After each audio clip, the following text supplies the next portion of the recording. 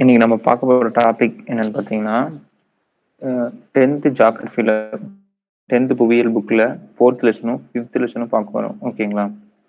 4th lesson என்னன்னா, இந்திய வளங்கள் மற்றும் தொழிலகங்கள். ஓகேங்களா? அதை பத்தி நம்ம ஃபர்ஸ்ட் பார்ப்போம்.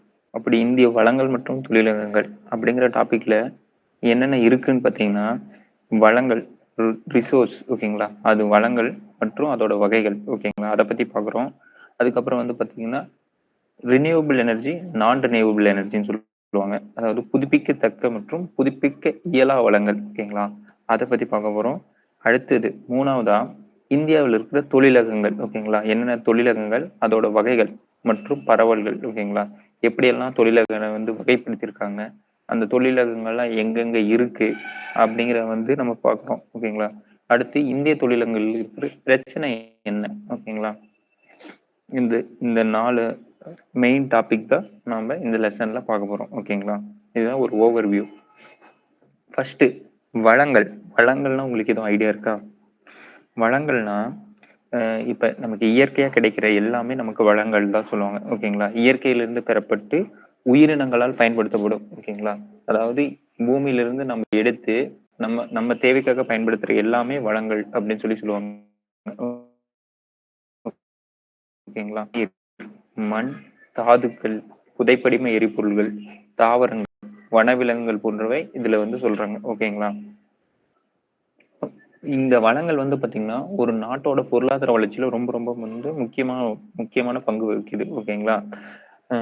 பல்வேறு காரணிகள் அடிப்படையில, அதாவது ஒவ்வொரு காரணிகள் அடிப்படையில என்ன பண்றாங்கன்னா இயற்கை வளங்களை வந்து வகைப்படுத்துறாங்க. ஓகேங்களா? அப்படி என்ன என்ன வகையில வகைப்படுத்துறாங்கன்னு பாத்தீங்கன்னா, அது கிடைக்கிற தன்மையின் அடிப்படையில வளங்களை 2 வகையா வகைப்படுத்துறாங்க. ஓகேங்களா? அதாவது பாத்தீங்கன்னா தொடர்ந்து கிடைச்சிட்டே இருக்கிறது வந்து பாத்தீங்கன்னா புதுப்பிக்கக்கூடிய வளங்கள்னும், அது ஒரு காலத்துக்கு அப்புறம் பயன்படுத்துக்கு அப்புறம் தீர்ந்து போகிற நிலைமையில் இருக்கிற வளங்களை வந்து பாத்தீங்கன்னா புதுப்பிக்க இயலா வளங்கள் அப்படின்னு சொல்லுவாங்க. ஓகேங்களா? அப்படி புதுப்பிக்கக்கூடிய வளங்கள் என்னென்னு பாத்தீங்கன்னா சூரிய சக்தி. ஓகேங்களா? நமக்கு சூரிய சக்தி எப்பயுமே கிடைச்சிட்டே இருக்கும். ஓகேங்களா? அதே மாதிரி காற்று சக்தி. ஓகேங்களா? காற்றாலை நம்ம ஒன்ஸ் நிறுவிட்டா போதும் நமக்கு காற்று சக்தி கிடைச்சிட்டே இருக்கும். அடுத்து வந்து உயிரின கழிவு வாயு வளிமம். அதாவது உயிரின கழிவுகள்ல இருந்து அதாவது வந்து பயோகேஸ்ன்னு சொல்லுவாங்க. ஓகேங்களா? உயிரின கழிவுகள்ல இருந்து பெறப்படுற கேஸ் தான் உயிரின கழிவு வாயு வளிமம். ஓகேங்களா? மீத்தேன் சொல்லுங்க. நீங்க கன்ஃபியூஸ் ஆகிக்க வேண்டாம். அதுதான் உயிரின கழிவு வாயு வளிமம் சொல்றாங்க. அடுத்து வந்து ஓத சக்தி, அலை சக்தி. ஓகேங்களா? கடல் அலையிலிருந்து பெறப்பட்டது வந்து பாத்தீங்கன்னா அலை சக்தி. ஓத சக்தினா இப்ப கடலுக்கு நடுவுல காற்று வந்து வேகமா வீசக்கூடிய இது இடத்துல வந்து பாத்தீங்கன்னா ஓத சக்தின்னு சொல்லி நிறுவுவாங்க. ஓகேங்களா? அதை பத்தி பின்னாடி நம்ம டீப்பா பார்ப்போம். அடுத்து வந்து பாத்தீங்கன்னா புதுப்பிக்க இயலா வளங்கள். ஓகேங்களா? அது வந்து பாத்தீங்கன்னா புதுப்பிக்க இயலா வளங்கள் பாத்தீங்கன்னா இந்த நிலக்கரி, பெட்ரோலியம், இயற்கை வாயு இதெல்லாம் வந்து பாத்தீங்கன்னா நமக்கு புதுப்பிக்க இயலா வளங்கள். ஓகேங்களா? அடுத்து கனிம வளங்கள். ஓகேங்களா? கனிம வளங்கள் வந்து பாத்தீங்கன்னா ஒரு குறிப்பிட்ட வேதியியல் மற்றும் இயற்பியல் பண்புகளை கொண்ட உயிரில மற்றும் உயிரற்ற இயற்கை மூலங்கள்லாம் இருந்து கிடைக்கிற கனிமங்கள். ஓகேங்களா? அதாவது கனிம வளங்கள் நம்ம எப்படி எடுப்போம்னா புவியில இருந்து ஒன்னா மேல் பரப்புல இருந்து எடுப்பாங்க, இல்லைன்னா ஆழ்ந்த சுரங்கத்திலிருந்து எடுப்பாங்க கனிம வளங்கள். ஓகேங்களா? இது மாதிரி 2 டைப்பா கனிம வளங்களை நம்ம எடுக்கிறோம். ஓகேங்களா? இந்தியாவில் உள்ள கனிமங்கள் மற்றும் அதனோட தொடர்புடைய அமைப்புகள். ஓகேங்களா? இது வந்து ரொம்ப ரொம்ப இம்பார்ட்டன்டான ஒண்ணு. ஏன்னா இந்த பாக்ஸ்ல இருக்கிற ஐட்டம்ஸ் வந்து அடிக்கடி கொஸ்டின் கேட்கறாங்க. ஓகேங்களா? இந்த ஒரு இடத்தை கொடுத்துட்டு இதோட தலைமை இடம் எங்க இருக்கு. ஓகேங்களா? இதெல்லாம் கேட்கக்கூடிய கொஸ்டின் ரொம்ப ரொம்ப இம்பார்ட்டன்ட். நோட் பண்ணிக்கங்க, படிச்சுக்கங்க. ஓகேங்களா? இந்தியாவோட நிலவியல் கலாய்வு நிறுவனத்தோட தலைமையிடம் எங்க இருக்குன்னா கொல்கத்தா. ஓகேங்களா? அடுத்தது இந்திய சுரங்க பணியகம், அதோட தலைமையகம் பார்த்தீங்கன்னா நாக்பூர். ஓகேங்களா? இந்திய நிலவியல் கலாய்வு நிறுவனத்தின் தலைமையிடம் கொல்கத்தா, இந்திய சுரங்க பணியகம் நாக்பூர். ஓகேங்களா? அடுத்தது இரும்பு சாரா தொழில்நுட்ப மேம்பாட்டு மையம், அது வந்து ஹைதராபாத்ல இருக்கு. ஓகேங்களா? அடுத்து இந்தியாவில் உள்ள சுரங்கங்கள் மற்றும் கனிமங்களின் நிர்வாகத்திற்கான பொறுப்பு சுரங்கப்பணி அமைச்சகத்திடம் உள்ளது. ஓகேங்களா? அதுக்கு ஒரு சட்டம் போட்டிருக்காங்க. மேபி இப்படி கேட்பாங்க, மேம்பாட்டு மற்றும் ஒழுங்குமுறை சட்டம் சுரங்க பணிக்கு அப்படின்னு கூட எந்த இயர் 1957. ஓகேங்களா? இது நமக்கு மேட்ச் த ஃபாலோயிங் பொறுத்துக்கள் கூட கேட்பான். இந்த 4ஐயும் கொடுத்து இந்த பக்கம் கொல்கத்தா, நாக்பூர், ஹைதராபாத் எல்லாம் மாத்தி கொடுத்துருவான். ஓகேங்களா? அதை வந்து நம்ம எங்க இருக்குன்னு கரெக்டா ஃபைண்ட் பண்ணணும். அடுத்தது கனிமத்தோட வகைகள். ஓகேங்களா? கனிமத்தையே நம்ம 2ஆ பிரிக்கிறோம். ஓகேங்களா? அது வந்து வேதியியல் மற்றும் இயற்பியல் பண்புகளோட அடிப்படையில கனிமங்கள 2ஆ படிப்போம். 2ஆ பிரிப்போம். இது நீங்க ஆல்ரெடி சயின்ஸ்ல படிச்சிருப்பீங்க. 7த், 8த்லயே வந்திருக்கு. ஓகேங்களா? ஒண்ணும் இல்ல. உலோகம், அலோகம். ஓகேங்களா? அதுக்கு நம்ம டிஃபரன்ஸ் ஆல்ரெடி 6த், 7த், 8த்லயே பார்த்திருக்கோம். ஓகேங்களா? உலோகம்னா கொஞ்சம் ஸ்ட்ராங்கா இருக்கும். அலோகம்னா அவ்வளோ அது வலிமையா இருக்காது. உலோகங்கள் வந்து மின்சாரத்த கடத்தும். அலோக கனிமங்கள் மின்சாரத்த கடத்தாது. ஓகேங்களா? இதெல்லாம் உலோக அலோகத்துக்கான டிஃபரன்ஸ். ஓகேங்களா? இது நம்ம வந்து பாத்தீங்கன்னா 6th, 7th, 8th புக்ல பார்த்திருக்கோம். அதுல என்னென்னலாம் வளங்கள் இருக்கு, சரி கனிமங்கள் இருக்கு, உலோகத்துல என்னென்ன கனிமங்கள் இருக்கு, அலோகத்துல என்னென்ன கனிமங்கள் இருக்குங்கிறத நம்ம இப்ப பார்க்கலாம். ஓகேங்களா? முக்கியமா இந்த உலோக அளவு கனிமங்களை அவங்க வந்து குடுத்திருப்பாங்க. அதாவது தாமிரம், தங்கம் அப்படின்னு சொல்லி குடுத்திருப்பாங்க. அதுல நம்ம என்ன முக்கியமா படிக்க வேண்டும்னு பார்த்தீங்கன்னா, முன்னாடியே சொல்றேன். நீங்க ரொம்ப ரொம்ப கான்சன்ட்ரேட் பண்ண விஷயம். ஒரு கனிமம்னு எடுத்துக்கிட்டீங்கன்னா, இதோட தாது வந்து ரொம்ப ரொம்ப இம்பார்ட்டன்ட். ஓகேங்களா? தாதுனா என்னன்னு கேட்டீங்கன்னா, அந்த கனிமம் எந்த தாதுல இருந்து அதிகமா பிரிச்சு எடுக்கப்படுதோ, ஓகேங்களா? இப்ப நமக்கு எக்ஸாம்பிள் தாமரம்ன்னு எடுத்துட்டா, அது மண்ணுக்குள்ள தாமரமா இருக்காது. ஓகேங்களா? சில படிவுகளா சேர்ந்து தான் இருக்கும். ஓகேங்களா? அந்த படிவுகளா சேர்ந்து இருக்கிறது பேரு தாது. அந்த தாதுல இருந்து அந்த படிவத்த வந்து சுத்தம் பண்ணுவாங்க. ஓகேங்களா? சுத்தம் பண்ணி நமக்கு தூய தாமிரமா எடுப்பாங்க. ஓகேங்களா? அதெல்லாம் தான் தாதுன்னு சொல்லுவாங்க. இது மாதிரி ஒவ்வொரு கனிமத்துக்கும் ஒரு தாது இருக்கும். ஓகேங்களா? தாமிரத்துக்குன்னு ஒரு தாது இருக்கும். ஓகேங்களா? அது மாதிரி ஒவ்வொரு கனிமங்களுக்கும் ஒவ்வொரு தாது குடுத்துருப்பாங்க. அந்த தாது நீங்க கண்டிப்பா படிச்சுக்கங்க. ஓகேங்களா? அதே மாதிரி இப்ப இந்தியாவுல பொறுத்தவரைக்கும் அந்த அந்த தாது வந்து எங்க அதிகமா கிடைக்குது? ஓகேங்களா? இப்ப இரும்புன்னு பார்த்தீங்கன்னா, ஜார்க்கண்ட்ல அதிகமா கிடைக்கும். ஓகேங்களா? அதே மாதிரி ஒவ்வொரு கனிமமும் ஒவ்வொரு இந்திய மாநிலத்துல அதிகமா கிடைக்கும். ஓகேங்களா? அத நம்ம படிச்சுக்கணும். ஓகேங்களா? அடுத்து வந்து ஒவ்வொரு தனிமம் வந்து தாது வந்து ஒரு இடத்துல கிடைச்சாலும், அது உற்பத்தி வந்து பண்றது இன்னொரு மாநிலமா இருக்கும். ஓகேங்களா? அது எங்கேன்னு படிச்சுக்கங்க. ஓகேங்களா? அப்புறம் எங்கெல்லாம் பரவி இருக்கு. ஓகேங்களா? இந்த 4 பாயிண்ட் நீங்க படிச்சாவே கான்சன்ட்ரேட் பண்ணி படிச்சாவே போதும். ஓகேங்களா? இப்போ ஒவ்வொரு கனிமமா எடுத்து இந்த 4 பாயிண்ட் ஃபோக்கஸா படிச்சாவே நமக்கு இந்த டாபிக் ஓரளவுக்கு போதும். ஓகேங்களா? ஃபர்ஸ்ட் உலோக கனிமங்கள். ஓகேங்களா? ஓகேங்களா? உலோக கனிமங்கள்ங்கிறது பார்த்தீங்கன்னா, 1 அல்லது அதுக்கு மேற்பட்ட உலோகங்களை கொண்டிருக்கும். இது வந்து பார்த்தீங்கன்னா, இயற்கையான அடர்ந்த தாது. ஓகேங்களா? படிவுகளா காணப்படுகின்றன. ஓகேங்களா? உலோக படிவுகள்ல வந்து பார்த்தீங்கன்னா, என்னென்ன இருக்குன்னு பாத்துங்க.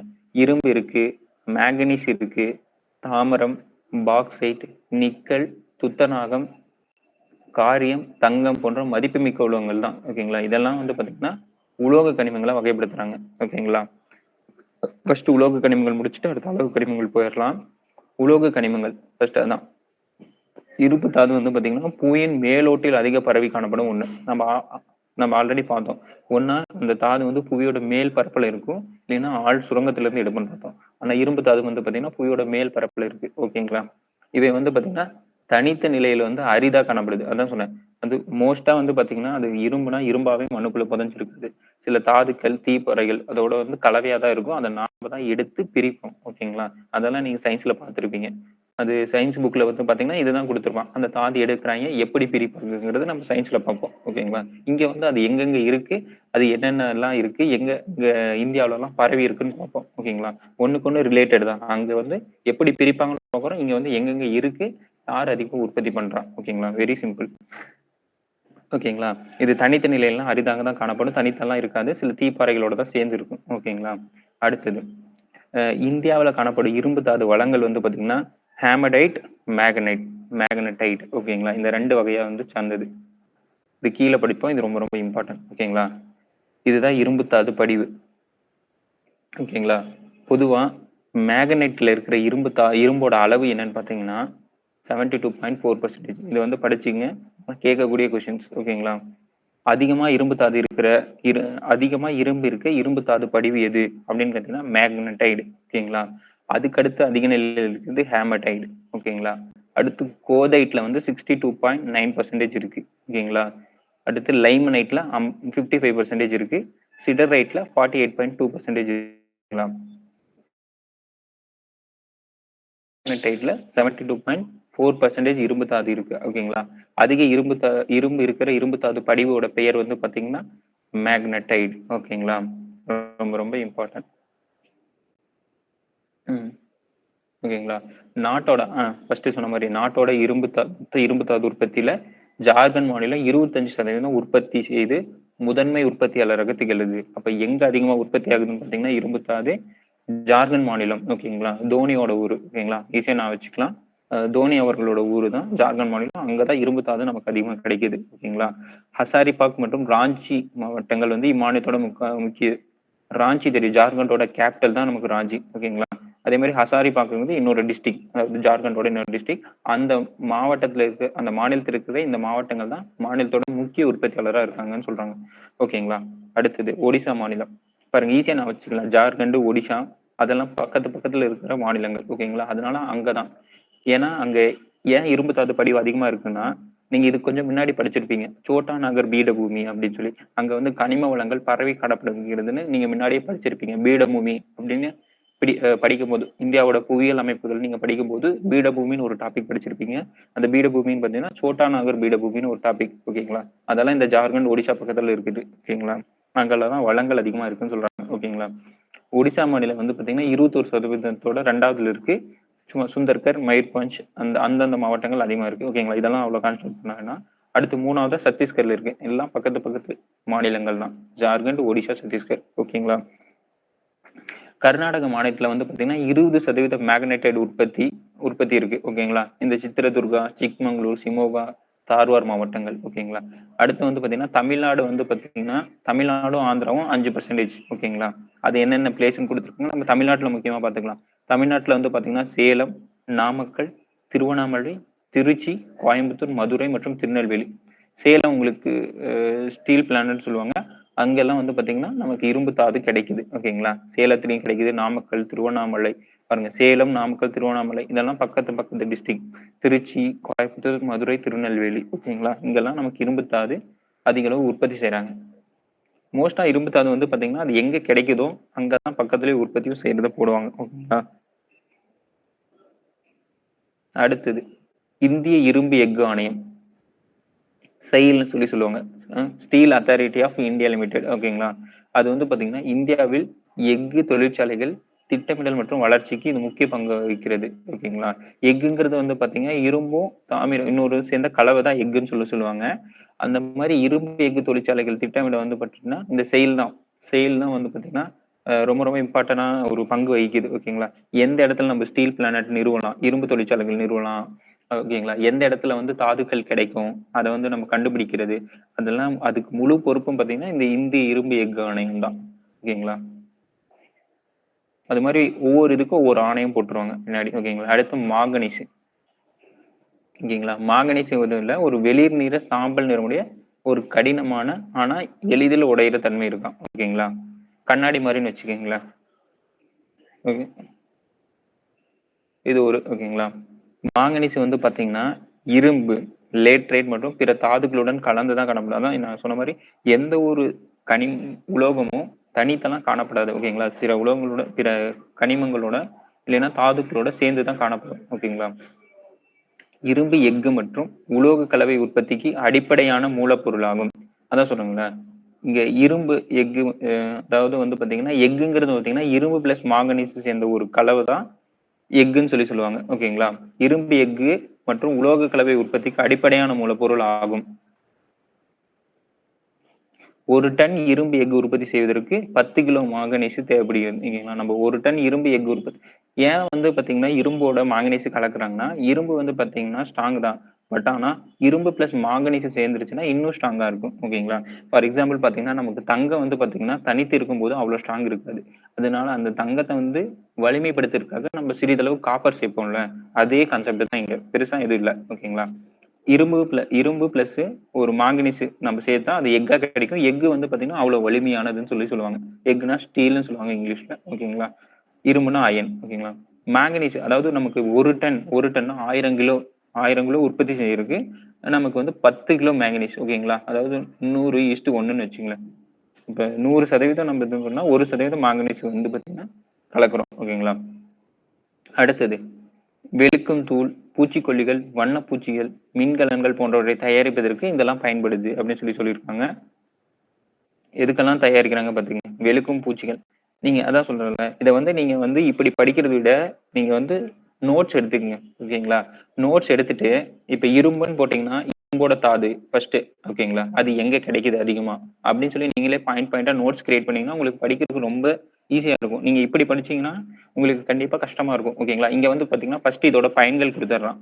அதுக்கப்புறம் கீழே தான் அடுத்தடுத்த டீட்டெயில் அது எங்க இருக்கு அதிகம் அப்படின்னு சொல்லி கொடுக்குறான், ஓகேங்களா? நீங்க ஃபர்ஸ்ட் பாயிண்டா நோட்ஸ் எடுத்துக்கிட்டீங்கன்னா உங்களுக்கு ரொம்ப ரொம்ப ஈஸியா இருக்கும், ஓகேங்களா? ஃபர்ஸ்ட் தாது.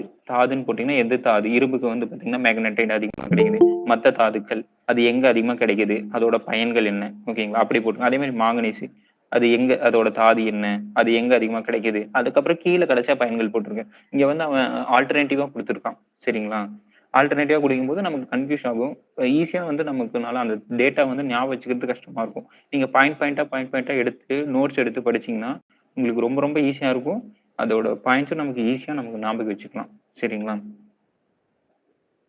ஓகே. வெளுக்கும் தூள், பூச்சிகள், இந்த வனப்பூச்சிகள், மின்கலன்கள் போன்றவற்றை தயாரிக்க மாங்கனீசு பயன்படுது, ஓகேங்களா? அடுத்தது நாக்பூரை தலைமையிடமாக கொண்டு இயங்கி வரும் இந்திய மாங்கனீசு நிறுவனம், ஓகேங்களா? அப்ப ஆல்ரெடி நம்ம ஒண்ணு பார்த்தோம் நாக்பூர்ல, ஓகேங்களா? இது மாதிரி நீங்க வந்து கனெக்ட் பண்ணி படிச்சீங்கன்னா ஈஸியா இருக்கும். ஆல்ரெடி நாக்பூர்ல ஒண்ணு தலைமையிடமா ஒண்ணு பார்த்தோம். இப்ப நாக்பூர்ல இன்னொன்னு தலைமையிடமா இருக்கிறது இந்திய மாங்கனீசு தாது நிறுவனம், ஓகேங்களா? 5% மாங்கனீசை உற்பத்தி செய்து உலக சந்தை மதிப்பீட்டில் முதன்மையாளராக திகழ்கிறது, ஓகேங்களா?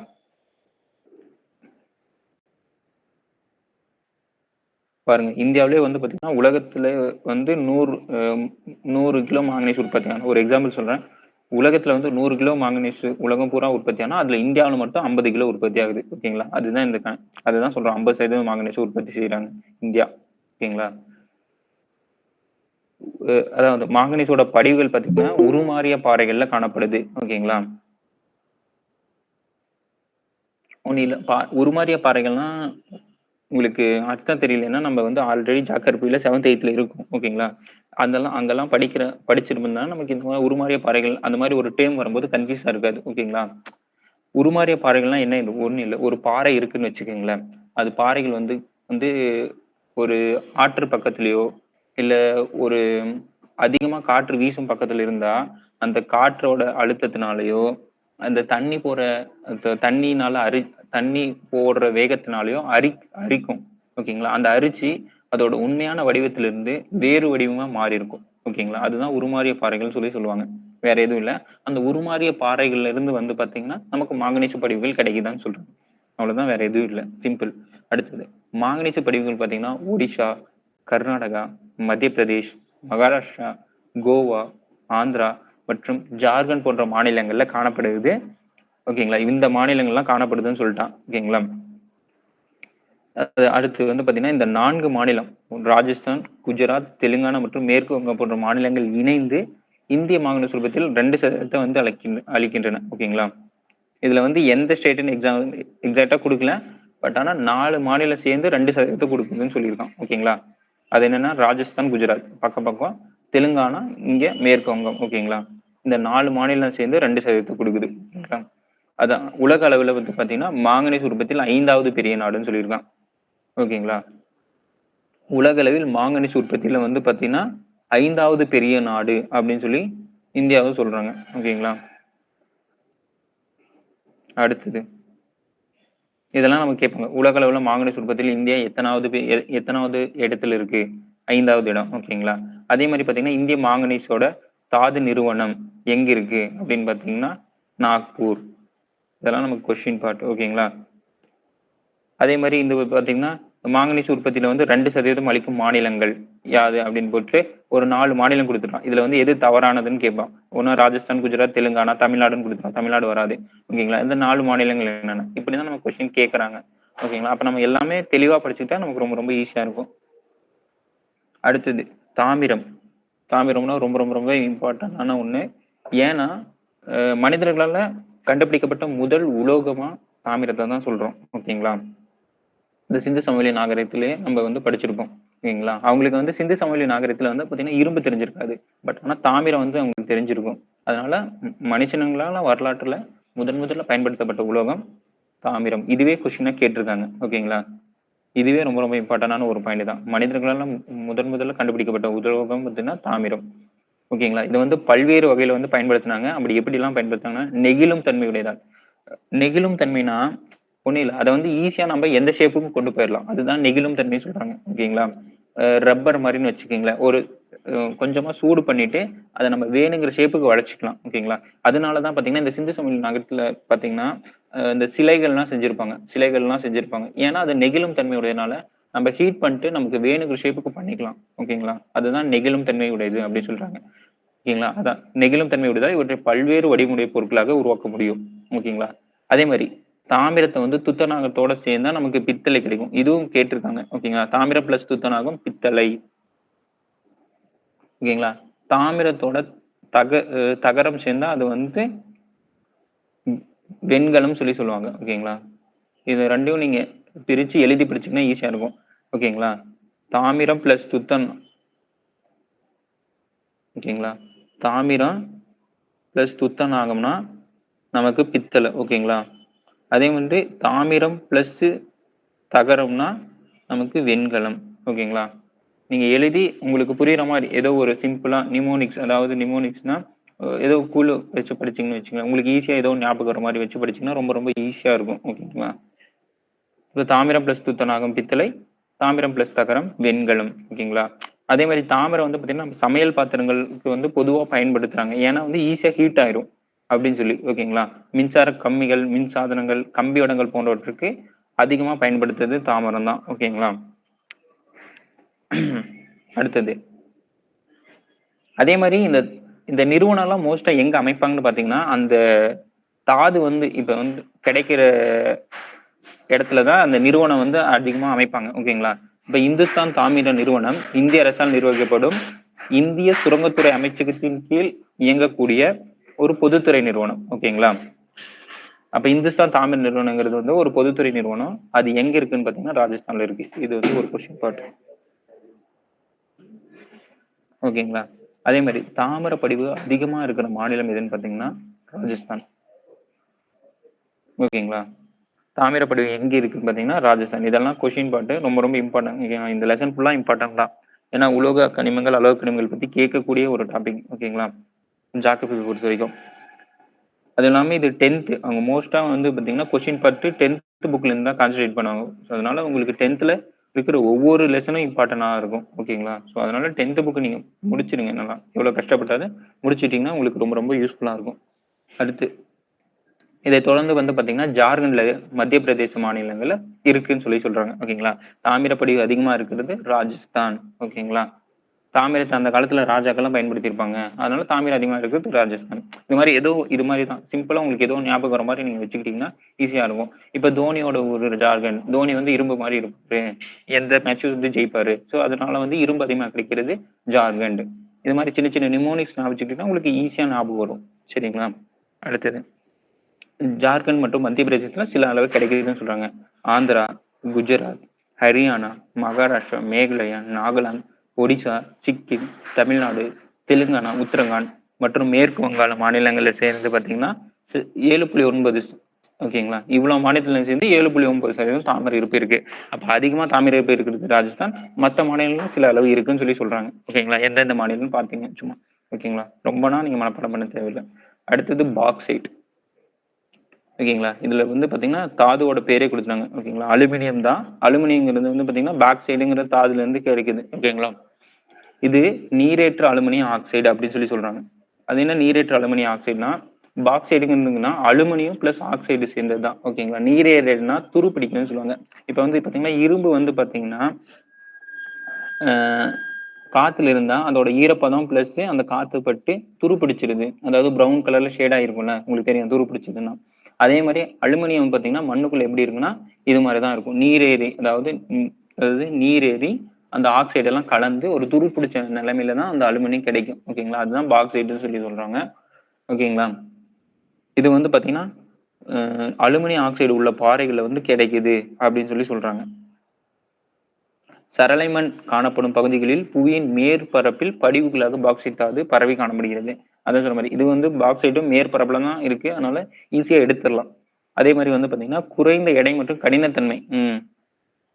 எடை கம்மியா இருக்கும் ஆனா வலிமை அதிகமா இருக்கும். அதனால என்ன பண்ணுவாங்கன்னா விமானங்கள்ல, அதாவது விமானம் வந்து மேனுபேக்சர் பண்றாங்களா, விமானத்தோட மேல் பரப்பு அதெல்லாம் வந்து பாத்தீங்கன்னா அலுமினியத்தால தான் பண்ணியிருப்பாங்க. ஓகேங்களா?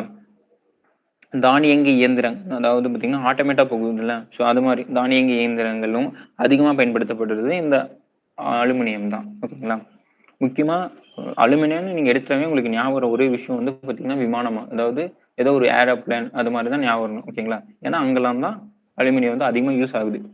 ஏன்னா வந்து பார்த்தீங்கன்னா, இது வெயிட்டும் கம்மி. ஏன்னா வந்து ஒரு ஃப்ளைட் வந்து மேல பறக்கணும்னா, வெயிட் கம்மியாவும் இருக்கணும். அதே மாரி பார்த்தீங்கன்னா, ஹைட் போம்போது பிரஷர் நமக்கு அதிகமா இருக்கும். அந்த பிரஷர்ல வந்து தாங்குற மாரி இருக்கணும். அப்ப வெயிட் கம்மியா இருக்கணும். அழுத்தத்த தாங்குற மாரி கடினமாவும் இருக்கணும். அதனால தான் அத யூஸ் பண்றாங்க.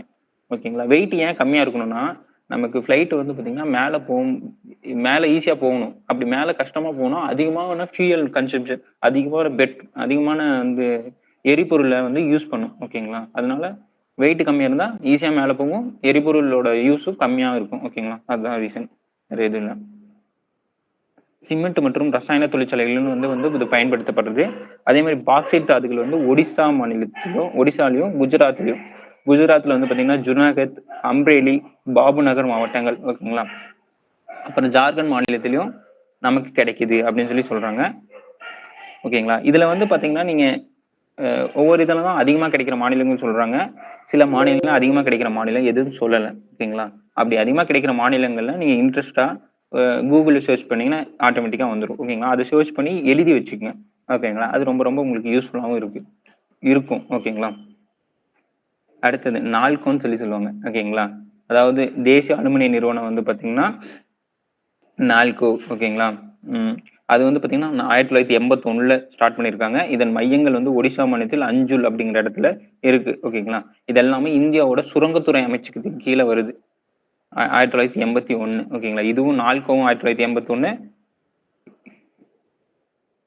இன்னொரு இதுவும் பார்த்தோம். அதுவும் 1981ல இருந்துச்சு. ஓகேங்களா?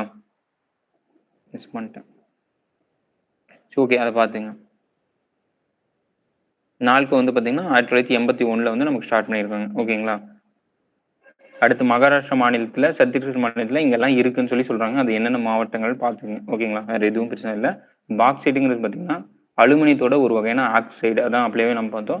அந்த பாக்சைடுங்கிறது வார்த்தை வந்து எங்க இருந்து பண்ணாங்கன்னா, பிரெஞ்சு வார்த்தையான லீ பாக்ஸ் அப்படிங்கிற வார்த்தையில இருந்து எடுத்திருக்காங்க. நம்ம படிப்போம் ஒவ்வொரு வார்த்தையும் வந்து பாத்தீங்கன்னா ஒவ்வொரு இடத்துல இருந்து எடுத்திருக்காங்க. அதே மாதிரி இந்த பாக்சைடுங்கிற வந்து பிரெஞ்சு வார்த்தையில இருந்து இந்த லீ பாக்ஸ் அப்படிங்கிற அந்த வார்த்தையில இருந்து வந்துச்சு அப்படின்னு சொல்லி சொல்றாங்க. ஓகேங்களா? இந்த உங்களுக்கு தெரியுமா பெட்டிகள்னா நீங்க கண்டிப்பா படிச்சுக்கங்க. ஓகேங்களா? ரொம்ப ரொம்ப இம்பார்ட்டன்ட். இந்த பெட்டியில வர்றது. ஓகேங்களா? அதெல்லாம் வந்து பாத்தீங்கன்னா கொஸ்டின் எடுக்கிற பார்ட். ஏன்னா கொஸ்டின் எடுக்கிறவங்க பாத்தீங்கன்னா புக் வச்சு தான் எடுப்பாங்க. ஓகேங்களா?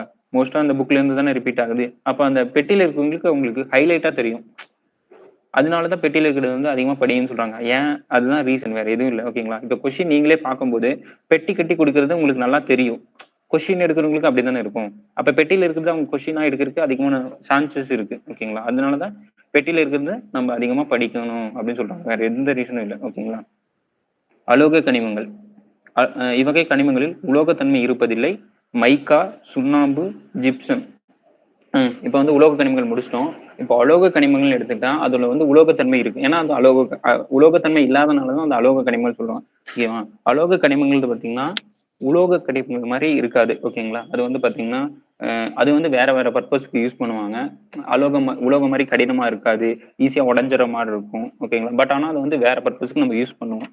ஓகேங்களா? அதான் அலோக கனிமங்கள்னு சொல்லி சொல்றாங்க. இதெல்லாம் நம்ம வளங்கள் அப்படிங்கிற டாபிக்ல ஒரு சப் டாபிக்கா பார்த்துட்டு இருக்கோம். ஓகேங்களா? ஞாபகம் வச்சுங்க. அடுத்து அலோக கனிமங்கள். இதுல வந்து உலோகத்தன்மை இருக்காது. என்னென்ன அலோக கனிமங்கள் பாத்தீங்கன்னா மைக்கா, சுண்ணாம்பு, ஜிப்சம், நைட்ரேட், பொட்டாஸ் டோலமைடு, நிலக்கரி, பெட்ரோலியம். இதெல்லாம் வந்து பாத்தீங்கன்னா ஒரு அலோக கனிமங்களுக்கு எடுத்துக்காட்டு. ஓகேங்களா? என்னென்ன பாத்துங்க. மைக்கா, சுண்ணாம்பு சுண்ணாம்பு ஜிப்சம், நைட்ரேட், டோலமைட், நிலக்கரி, பெட்ரோலியம். ஓகேங்களா? இதெல்லாம் வந்து பாத்தீங்கன்னா அலோக கனிமங்களுக்கு எடுத்துக்காட்டா கொடுத்துருக்காங்க. மைக்கா. மைக்கானா வந்து பாத்தீங்கன்னா உங்களுக்கு மைக்கான்னு சொன்னோடனே ஞாபகம் வருது சுவிட்ச் போர்டு அப்படின்னு ஞாபகம் வச்சுங்க. அதாவது நம்ம வீட்டுல யூஸ் பண்ற சுவிட்ச் போர்டு. ஓகேங்களா? ஒவ்வொன்றும் நீங்க ஒரு கனிமம் ஞாபகம் வச்சா ஏதோ ஒரு எடுத்துக்காட்டா ஞாபகம் வச்சீங்கன்னா உங்களுக்கு ஈஸியா ஞாபகம் வந்துடும். ஓகேங்களா? பின்னாடி படிப்போம். பண்டைய காலத்துல மைக்கா வந்து என்ன பண்ணிருக்காங்கன்னா ஆயுர்வேத மருத்துவத்துல கூட பயன்படுத்திருக்காங்க. ஓகேங்களா? நீங்க தமிழ் புக்கை படிக்கும்போது உங்களுக்கு தெரிஞ்சிருக்கும். எயித்துல என்ன நினைக்கிறேன். ஓகேங்களா? அதுல வந்து உலோகங்களையும் அவங்க வந்து பாத்தீங்கன்னா நம்ம பயன்படுத்திருக்காங்கன்னு சொல்லி ஒரு லெசன்ல படிச்சிருப்பீங்க. ஓகேங்களா? படிக்கலைன்னா இன்னொரு டைம் படிக்கும்போது உங்களுக்கு கண்டிப்பா ஞாபகம் வரும். அப்ப வந்து நீங்க மனசுல வச்சுக்கோங்க. ஓகேங்களா? உலோகங்களையும் உலோகம் அலோகங்களையும் வந்து பாத்தீங்கன்னா ஆயுர்வேதத்துல பயன்படுத்தியிருக்கோம். அது மாதிரி என்னன்னு பாத்தீங்கன்னா மைக்காவையும் பயன்படுத்தியிருக்காங்க. ஓகேங்களா? இதெல்லாம் கேட்பாங்க. இதெல்லாம் நம்ம யோசிக்க கூட மாட்டோம். ஓகேங்களா? மைக்காவும் ஆயுர்வேதத்துல பயன்படுத்தியிருக்காங்களான்ட்டு. ஓகேங்களா? மின் தொழிலக வளர்ச்சியில் அதான் மின் தொழிலக வளர்ச்சியில் மைக்கா மிகவும் முக்கியத்துவம் பெற்றுள்ளது. ஓகேங்களா? அதே மாதிரி உலோகம் பாத்தீங்கன்னா மின்சாரத்தை கடத்தும். மின்சாரத்தையும் வெப்பத்தையும் நல்லா கடத்தும். ஆனா அலோகங்கள் கடத்தாது. ஓகேங்களா? அதனால இதை மோஸ்டா வந்து பாத்தீங்கன்னா இப்ப சுவிட்ச் போர்டு எல்லாம் வைப்பாங்க. அது வேணா மின்சாரத்தை கடத்தாது. ஓகேங்களா? இப்ப மின்சாரம் கடத்துற மாதிரி ஒரு சுவிட்ச் போர்டு வச்சா நமக்கு போட்ட உடனே ஷாக் அடிக்கும்ல. அதனால மின்சாரம் கடத்தாத ஒரு பொருளா எடுத்து அதை மேனுஃபேக்சரிங் பண்ணுவாங்க. ஓகேங்களா? மைக்கா மிகவும் முக்கியம். ஓகேங்களா? மின் தொழிலகத்துல அப்ராக் வகை ஒரு நல்ல தரமான வந்து வந்து மைக்கான்னு சொல்லுவாங்க. ஓகேங்களா? மைக்காலேயே ஒரு வகைகள் இருக்கு. அதுல வந்து பாத்தீங்கன்னா அப்ராக்ங்கிற ஒரு வகை வந்து ஒரு குட் குவாலிட்டியான மைக்கா அப்படின்னு சொல்லி சொல்றாங்க. ஓகேங்களா? மைக்கா வந்து ஒளி புகும் தன்மை உடையது, எளிதில் மிக மெல்லிய பட்டைகளாக பிரித்தெடுக்கக்கூடியவை. ஓகேங்களா? இது வந்து நிறமற்றவை, நெகிழும் தன்மை ஈஸியா எந்த பொருளாக வேணா மாத்திக்கலாம். மேலும் குறைந்த மின் இழப்பையும் அதிகமான மின் அழுத்தத்தையும் தாங்கக்கூடிய திறன் பெற்றதால் மின் காப்பான்களாக தயாரிக்கப்பட்டு இன்சுலேட்டர் எல்லாம் தயாரிக்க பயன்படுத்தப்படுகிறது. அதனாலதான் சுவிட்ச் போர்ட்ல எல்லாம் யூஸ் பண்ணுவாங்க. ஓகேங்களா? ஏன்னா குறைந்த மின் இழப்பையும் அதிகமான மின் அழுத்தத்தையும் தாங்கக்கூடியது. ஓகேங்களா? இவை மின் கடத்தா தன்மை உடையது. அதனால் மின் சாதனங்கள் தயாரிப்பிலும் பெரிதும் பயன்படுத்தப்படுகிறது. ஓகேங்களா? மேலும் இந்த மசகு எண்ணெய்னா ஒண்ணு இல்லை. அதாவது நம்ம லூப்ரண்ட் ஆயில்னு சொல்லி சொல்லுவாங்க. ஒரு 2 மிஷின் வந்து பாத்தீங்கன்னா ஓடிட்டே இருந்தா அதுக்கு இடையில வந்து பாத்தீங்கன்னா எண்ணெய் விடுவாங்கல்ல. அந்த எண்ணெய் தயாரிப்பில் இந்த மைக்காவை கொஞ்சம் யூஸ் பண்றாங்கன்னு சொல்லி சொல்றாங்க. அவ்வளவுதான். அதுதான் மசகு எண்ணெய். பெருசா எதுவும் இல்லை. ஓகேங்களா? மசகு எண்ணெய், இந்த மெருகு எண்ணெய், வர்ண பூச்சுதல். மெருகு எண்ணெய்னா மெருகேத்திற்காக யூஸ் பண்ற எண்ணெய் தான் மெருகு எண்ணெய். ஓகேங்களா? வேர்டிங்ஸ் எல்லாம் ஈஸியா தான் இருக்கு. நம்ம தமிழ்ல படிச்சா ஈஸியா புரிஞ்சிடும். ஓகேங்களா? இதே இங்கிலீஷ்ல படிச்சாலும் என்ன சொல்றது, உங்களுக்கு வேர்டிங்ஸ் வந்து நீங்க அதுல இருந்து தமிழ் படுத்தி உங்களுக்கு புரியுற மாதிரி இருக்கும். ஓகேங்களா? சோ இது ரொம்ப ரொம்ப ஈஸி தான், நம்ம படிச்சிடலாம். ஓகேங்களா? அது வர்ண பூச்சுதல். ஓகேங்களா? போன்ற தயாரிப்பு பயன்படுத்தப்படுது. ஓகேங்களா? பெயிண்ட்லயும் யூஸ் பண்றேன்னு சொல்லி சொல்றாங்க. ஆந்திரா, ராஜஸ்தான், ஒடிஷா, ஜார்க்கண்ட் அதெல்லாம் மைக்கா உற்பத்தியாளர்கள். ஓகேங்களா? முக்கியமான மைக்கா உற்பத்தியாளர்லாம் இந்த ஆந்திரா, ராஜஸ்தான், ஒடிஷா, ஜார்க்கண்ட். ஓகேங்களா? நான் முன்னாடியே சொன்ன மாதிரி இதுல எந்த மாநிலத்துல அதிக அளவு மைக்கா உற்பத்தி ஆகுது அப்படிங்கிற டீட்டெயில் கொடுக்கலினா நம்ம வந்து பாத்தீங்கன்னா கூகுள சர்ச் பண்ணி எடுத்து எழுதி வச்சுக்கலாம். ஓகேங்களா? அது நம்ம படிக்கிறதுக்கும் ஈஸியா இருக்கும். ஓகே, இந்த மாநிலத்துல அதிகமா கிடைக்குது அப்படிங்கிற மாதிரி. ஓகேங்களா? அடுத்தது சுண்ணாம்புக்கல். கால்சியம் கார்பனேட் ஓகேங்களா கொண்ட பாறைகளிலோ அல்லது கால்சியம் மற்றும் மெக்னீசியம் அல்லது இரண்டும் கலந்த பாறைகளிலோ சுண்ணாம்பு இருக்கு. ஓகேங்களா? கால்சியம் கார்பனேட் தான் சுண்ணாம்புன்னு நம்ம முதல்ல சொல்லுவோம். அந்த அந்த பாறையில இல்லைன்னா கால்சியம் மெக்னீசியம் ரெண்டும் கலந்த பாறைகள் வந்து சுண்ணாம்பு இருக்குன்னு சொல்லி சொல்றாங்க. சுண்ணாம்புக்கள் சிறிய அளவிலான சிலிக்கா, அலுமினா, இரும்பு ஆக்சைடு, பாஸ்பரஸ், கந்தகம் ஆகியவற்றை வந்து கொண்டுள்ளது. ஓகே, அப்படி சொல்லி சொல்றாங்க. ஓகேங்களா? அடுத்தது சோடா சாம்பல், எரி சோடா, வெளுக்கும் தூள், காகிதம், சிமெண்ட், இரும்பு எஃகு உற்பத்தி, கண்ணாடி மற்றும் உரங்கள் தயாரிப்பு தொழிற்சாலைகள்ல சுண்ணாம்புகள் வந்து யூஸ் பண்றாங்க. ஓகேங்களா? முன்னாடி வந்து பாத்தீங்கன்னா ஒரு 20 வருஷத்துக்கு முன்னாடி வீட்டுக்கெல்லாம் சுண்ணாம்பு அடிக்கிறதுனா அந்த கல்லு மாதிரி எடுத்துட்டு வருவாங்கல்ல.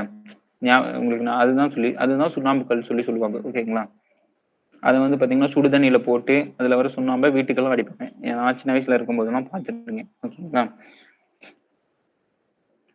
அதுதான் நம்ம வந்து சுண்ணாம்புகள் சொல்றோம். இந்த சுண்ணாம்புகள் வந்து பாத்தீங்கன்னா இந்த மாதிரி தொழிற்சாலைகள் எல்லாம் யூஸ் பண்றாங்கன்னு சொல்லி சொல்றாங்க. அவ்வளவுதான், வேற எதுவுமே இல்லை. பெருசா நீங்க கன்ஃபியூஸ் ஆகிக்க வேணாம். அடுத்து இதோட முக்கிய உற்பத்தியாளர் பாத்தீங்கன்னா கர்நாடகா, ஆந்திரா, தெலுங்கானா, ராஜஸ்தான், மத்திய பிரதேசம், தமிழ்நாடு, மேகாலயா, குஜராத், சத்தீஸ்கர் இதெல்லாம் ஒரு முக்கிய உற்பத்தியாளர்களான மாநிலம் சொல்லி சொல்றாங்க. ஓகேங்களா? அடுத்து ஜிப்சம். ஜிப்சங்கிறது பாத்தீங்கன்னா கால்சியம் சல்பேட்டோட நீர்ம கனிமம். ஓகேங்களா?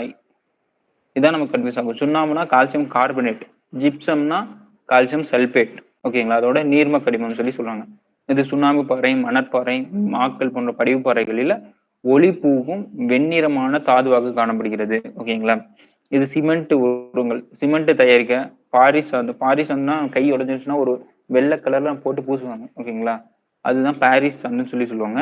போன்றவற்றோட உற்பத்திக்கு மூலப்பொருளா பயன்படுது. ஓகேங்களா?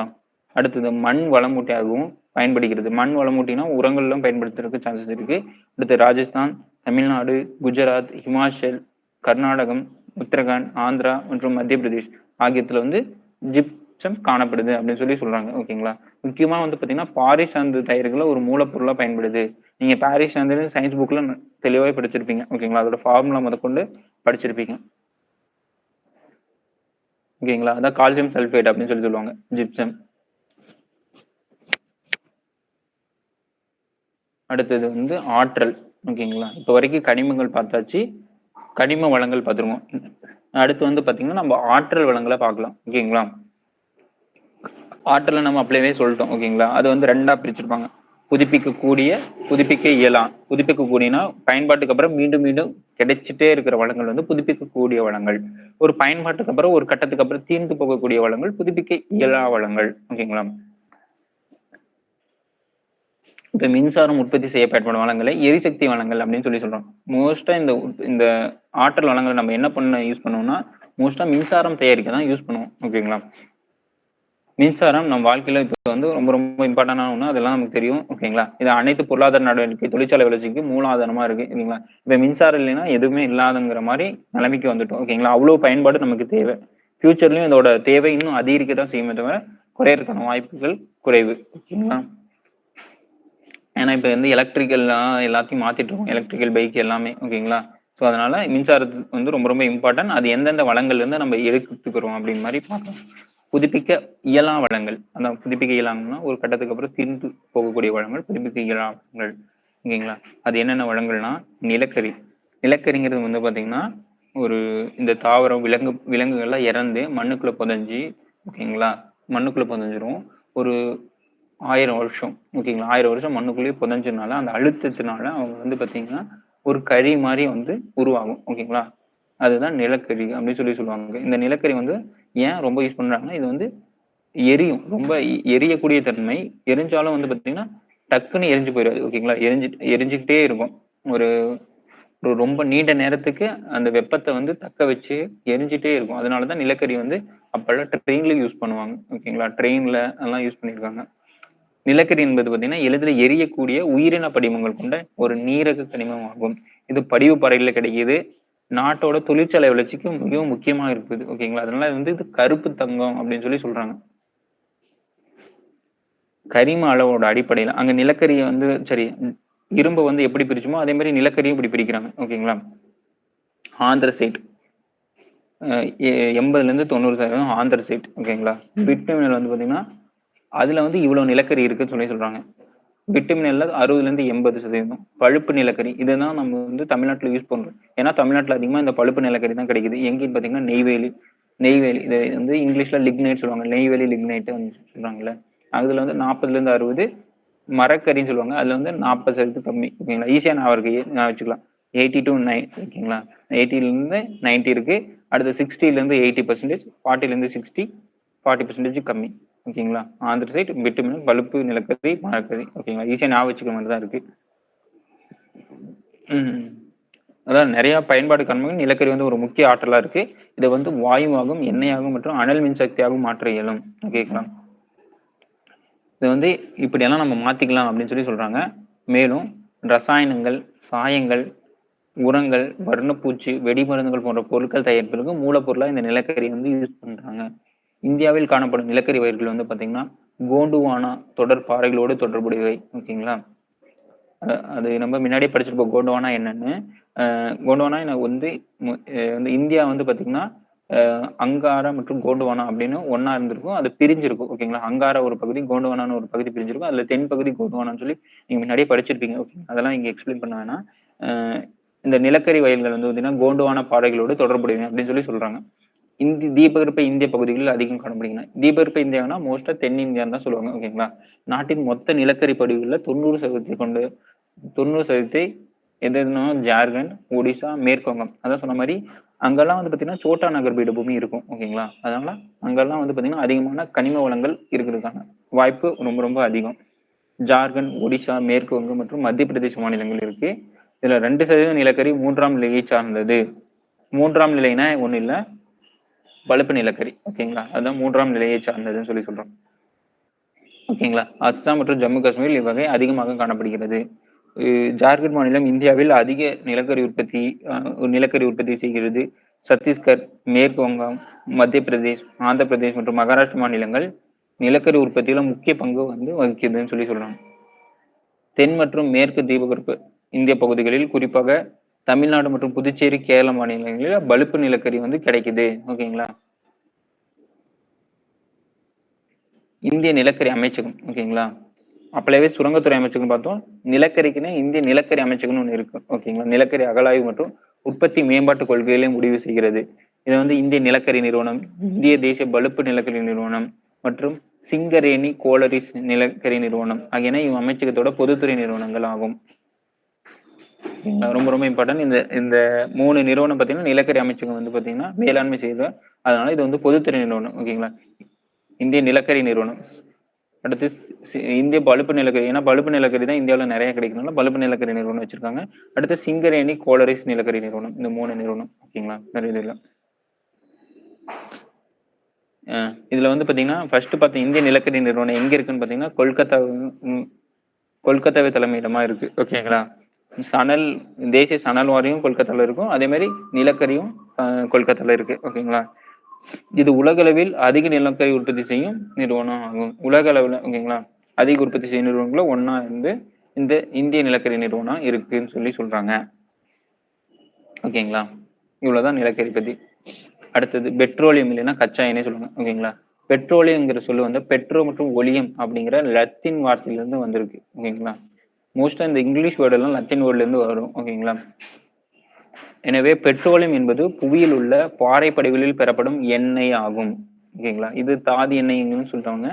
இதுல வந்து 90% 95% நீரக கரிமமும் மீதமுள்ள 5% 10% ஆக்சிஜன், ஹைட்ரஜன், கந்தகம் போன்ற கரிம உலகங்களையும் கொண்டு சீக்கிரமா வந்து பாத்தீங்கன்னா எரியக்கூடிய ஒரு திரவம் தான் பெட்ரோல் அப்படின்னு சொல்லி சொல்றாங்க.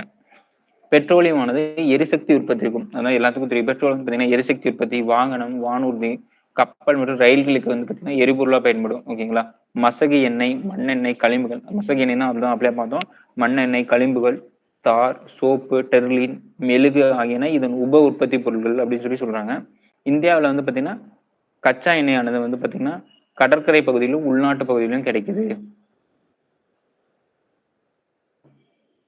ஓகேங்களா? அடுத்தது இந்த ஹைலைட் பண்ணியிருந்தது பெட்ரோலியம் மற்றும் இயற்கை எரிவாயு அமைச்சகம் இந்திய அரசாங்கத்தின் கீழ் இயங்கும் ஒரு அமைச்சகம் ஆகும். இந்த அமைச்சகம் ஆய்வு செய்தல், உற்பத்தி, ஆனால் ஒவ்வொன்றும் ஏன் அமைக்கிறாங்கன்னா இப்ப பெட்ரோலுக்கு ஏன் அமைக்கிறாங்கன்னா எல்லா நிறுவனத்தையும் வந்து ஒரு அரசாங்கம் வந்து கண்காணிக்க முடியாது. அதனால என்ன பண்றாங்கன்னா ஒவ்வொரு இதுக்கும் ஒவ்வொரு நிறுவனம் மாதிரி அமைச்சு அந்த நிறுவனத்துக்கு ஆள்களை வச்சு அந்த நிறுவனத்து மூலம் அந்த அந்த இதை எப்படி டெவலப் பண்ணலாம் அப்படிங்கிறதுக்காக ஒவ்வொரு நிறுவனமா அமைக்கிறாங்க. ஓகேங்களா? அதான் இந்த அமைச்சகம் என்ன பண்ணுன்னா இந்த ஆய்வு செய்தல் எங்கெல்லாம் கிடைக்கும், அப்புறம் இதை உற்பத்தி பண்ணி எப்படி உற்பத்தி பண்ணிட்டு அதுக்கப்புறம் எப்படி அது வந்து சுத்திகரிக்கலாம். ஓகேங்களா? எப்படியும் நம்ம கடல்ல இருந்து எடுத்தாவோ பாறையில இருந்து எடுத்தாவோ அதை அப்படியே யூஸ் பண்ண முடியாது. அதை சுத்திகரிக்கிறதுக்கு ஒரு ப்ராசஸ் இருக்கு. அதை எப்படி எல்லாம் சுத்திகரிக்கலாம், அது பண்றது, விநியோகம் எப்படி கொடுக்கலாம், ஏற்றுமதி இறக்குமதி. ஓகேங்களா? அதெல்லாம் அதுக்கெல்லாம் ஒரு திட்டம் வரையறுக்கிறது தான் இந்த பெட்ரோலியம் மற்றும் இயற்கை எரிவாயு அமைச்சகத்தோட கீழ். ஓகேங்களா? எரிவாயு அமைச்சகம். அடுத்தது இயற்கை எரிவாயு. ஓகேங்களா? நேச்சுரல் கேஸ் சொல்லுவாங்க. இயற்கை எரிவாயு பொதுவாக வந்து பெட்ரோலிய பொருளோட தான் சேர்ந்து இருக்குன்னு சொல்லி சொல்லுவாங்க. ஓகேங்களா?